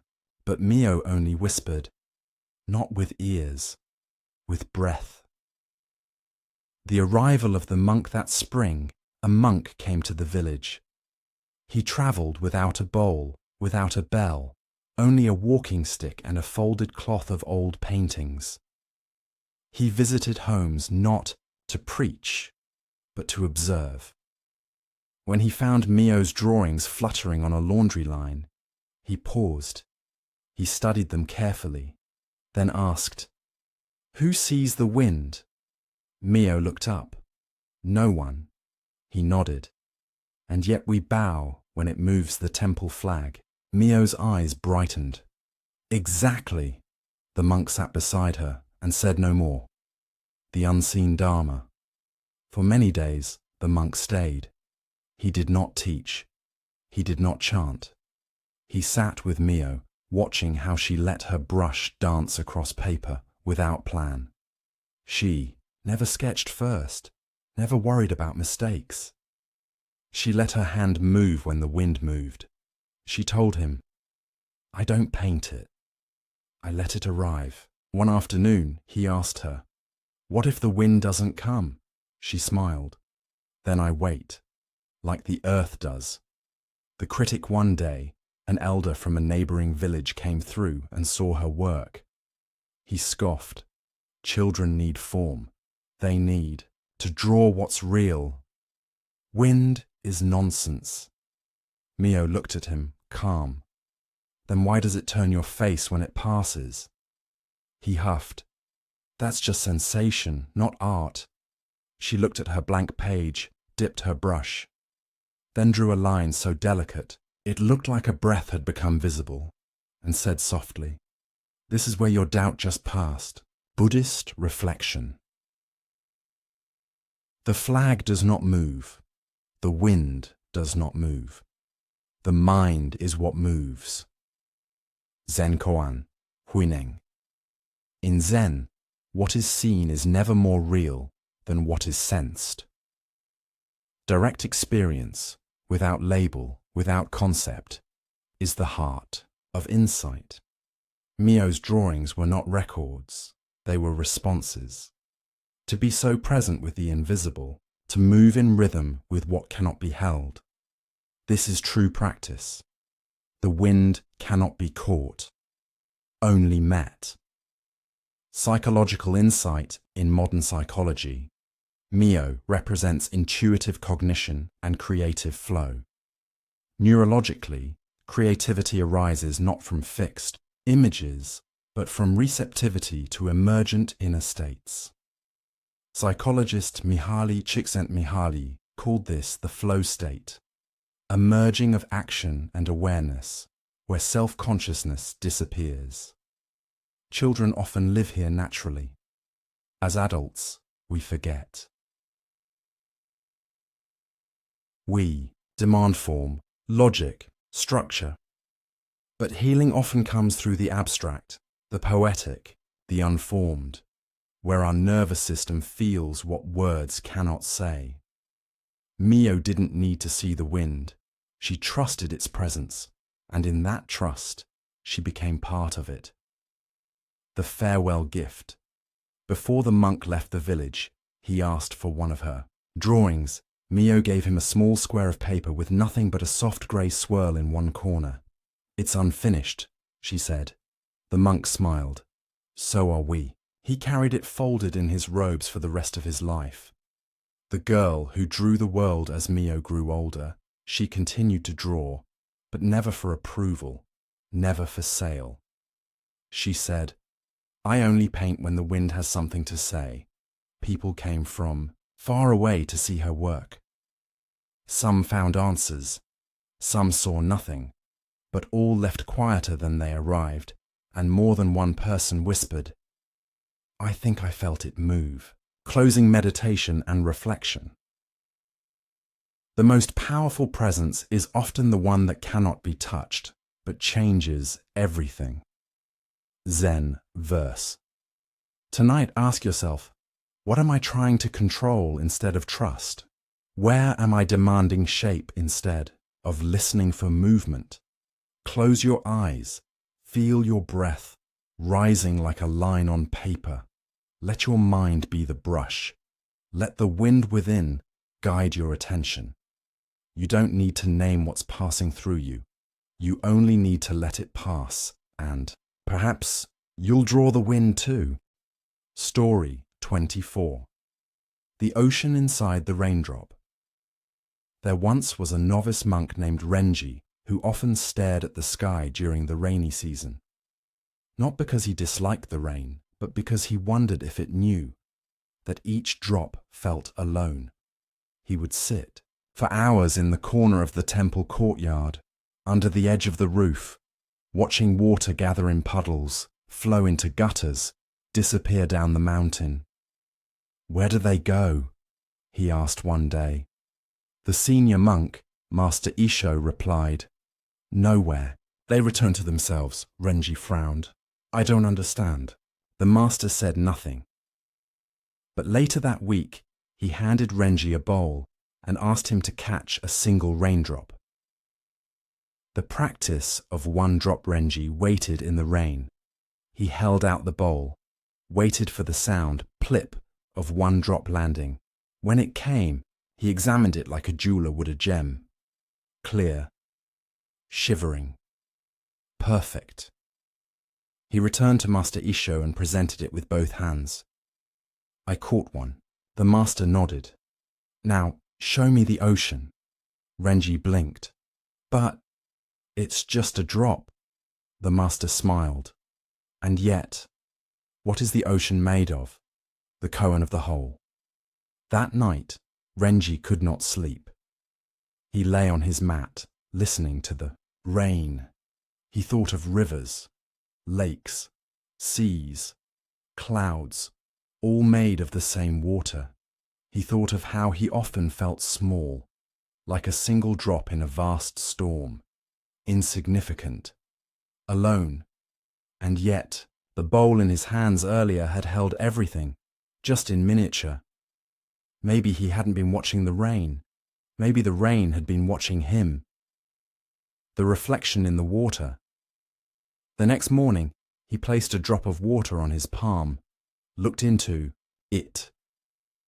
And there, curved and tiny, he saw the sky. An entire sky held within a tear of the world. He whispered, "I see now." Not because the water had changed, but because he had. The monk's teaching master Isho found him that afternoon, still holding the empty bowl. "You look as if you've seen something vast." "I saw the ocean," Renji said. "Where?" "In the drop." The master nodded. "Then remember this. You are not part of the world. You are the world, as much as the ocean lives in a drop. You carry the whole in your breath." Buddhist reflection. To see a world in a grain of sand and a heaven in a wildflower. William Blake, echoing Zen insight. In Buddhism, this is the heart of interbeing. Nothing exists in isolation. A drop of water contains clouds, sun, rivers, the earth, just as one person contains their ancestors, society, love, sorrow, and stardust. We are not separate selves. We are reflections of the whole. Zen reminds us, the path to understanding everything is to fully attend to one thing. Psychological. Insight in psychology. This parallels the idea of systems thinking and ecological self-awareness. Modern therapeutic frameworks, like internal family systems, IFS, and transpersonal psychology, recognize that individuals carry within them entire networks of memory, culture, identity, trauma, healing. We are not disconnected parts, we are mosaics. Seeing the ocean in a drop cultivates compassion for self and others, and knowing that even the small matters, that even your tears echo the tides. The return of the rain. A week later, the rain returned, softer this time. Renji went outside with no bowl. He let it fall on his head, his face, his open palms. He smiled.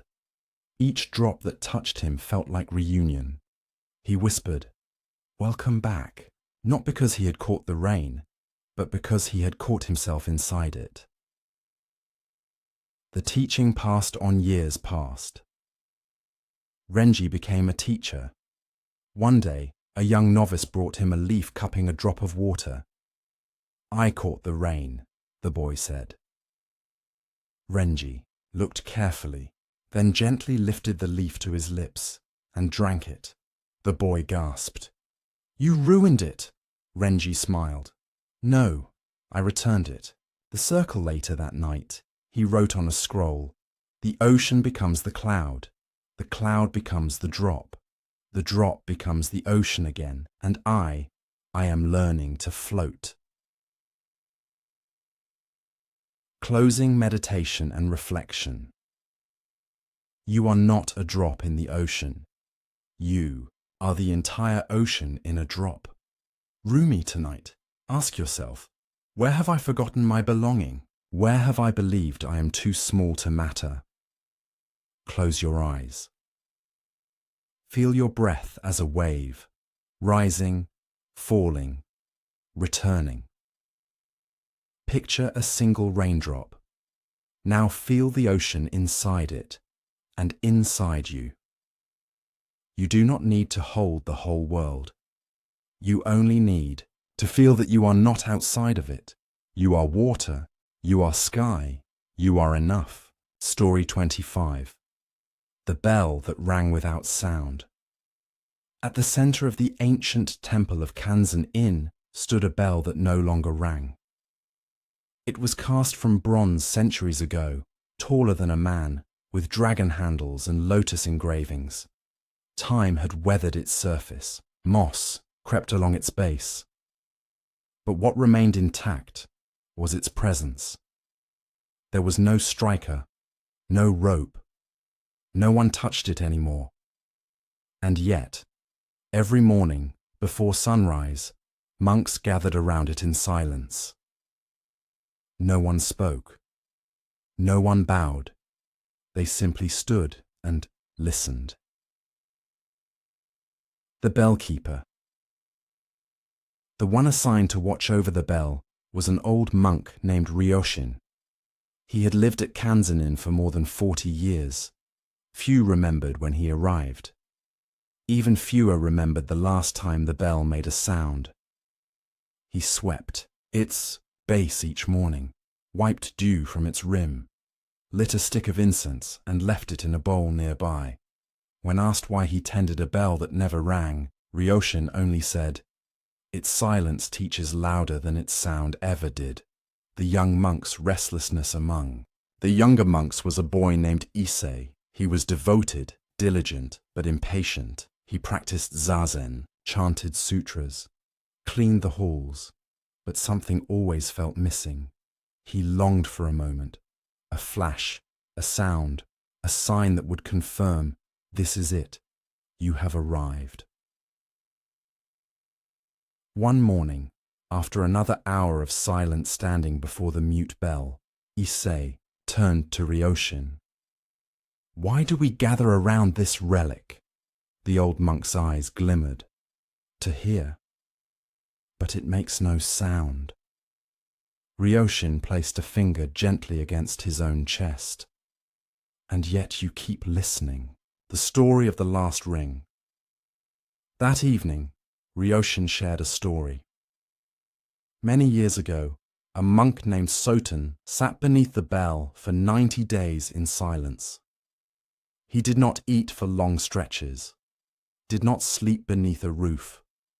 He simply watched his breath and the sky reflected in the bronze curve. On the 90th day, it is said, he stood, bowed to the bell, and wept, not because it rang, but because at last he heard what had always been beneath the ringing. The sound. Within Issei began to return to the bell before morning practice, not out of duty, but curiosity. He stood alone some days, with others on others. He began to notice subtle things, how the air shifted just before sunrise, how his own breath had a rhythm like waves, how his heartbeat filled the silence like a hidden drum one day, standing before the bell. He felt a deep stillness settle in his chest. No thoughts, no longing, only presence. And in that moment, his body shivered, as though something had struck a chord inside him. He looked up. The bell was still, but something had rung. The cone of the unheard bell. He returned to Ryoshin and asked, trembling, "Did the bell ring?" Ryoshin placed a hand on his shoulder. "No," then smiled. "But now you hear it." Buddhist reflection. The sound of the bell is not in the bell, it is in your readiness to listen. Zen proverb, in Zen. The unstruck bell is a metaphor for satori, a sudden realization beyond words, form, or sound. True awakening is not marked by thunder, light, or noise. It is often quiet, subtle, missable, but it changes everything. The bell that rings without sound echoes through the emptiness of thought. It is not something heard, but something known. Psychological insight in psychology. This parallels the moment of non-conceptual insight, a realization that bypasses language and logic. Meditation and trauma-informed mindfulness practices show that deep healing often arises not from answers, but from stillness. The brain shifts from narrative processing to direct sensory awareness. The nervous system recalibrates in silence. Healing comes not with fanfare, but with inner resonance. The bell becomes the body. The silence becomes the message. The ritual of no sound years later, monks continue to gather each dawn. The bell remains silent, but no one asked for it to be rung again, because they knew it was ringing always. In their breath, in their compassion, in their ability to meet the world without needing explanation. The final teaching. When Ryoshin felt his time drawing near, he left a note folded beneath the incense bowl. It read, "If the bell ever rings again, do not ask who struck it. Ask instead, who became still enough to hear it." Issei's offering after Ryoshin passed. Issei was named bellkeeper. He did not change the ritual, but each morning as he lit the incense, he whispered, "I hear you." Not to the bronze, but to himself, to the bell that had always waited for him inside. His own silence, closing meditation and reflection. Listen, not for the bell, but for the space where sound would be. Zen verse tonight. Ask yourself, what silence have I been afraid to hear? What message waits for me not in noise, but in stillness? Close your eyes. Imagine a great bell. Do not strike it. Do not demand its sound. Stand before it. Breathe and know. The bell is already ringing. You are already listening. You've reached the end of this journey, but perhaps something within you is only just beginning. These stories were not told to give you answers. They were shared so that you might sit with your own silence and hear what only you can hear. If even one story stirred something in you, a memory, a release, a breath you didn't know you were holding, then the empty boat has served its purpose. Now, I invite you to do something small, but meaningful. Leave a comment. Tell us which story stayed with you. If this brought you peace, like the video so others may find it too. Share it with someone who may need this quiet today. And if you haven't already, subscribe to The Empty Boat. This space is yours. For breath, for reflection, for the gentle return to presence. Until next time, may you travel light, may you listen deep, and may your boat always know how to float. Thank you for being here. Thank you for listening. Thank you for remembering.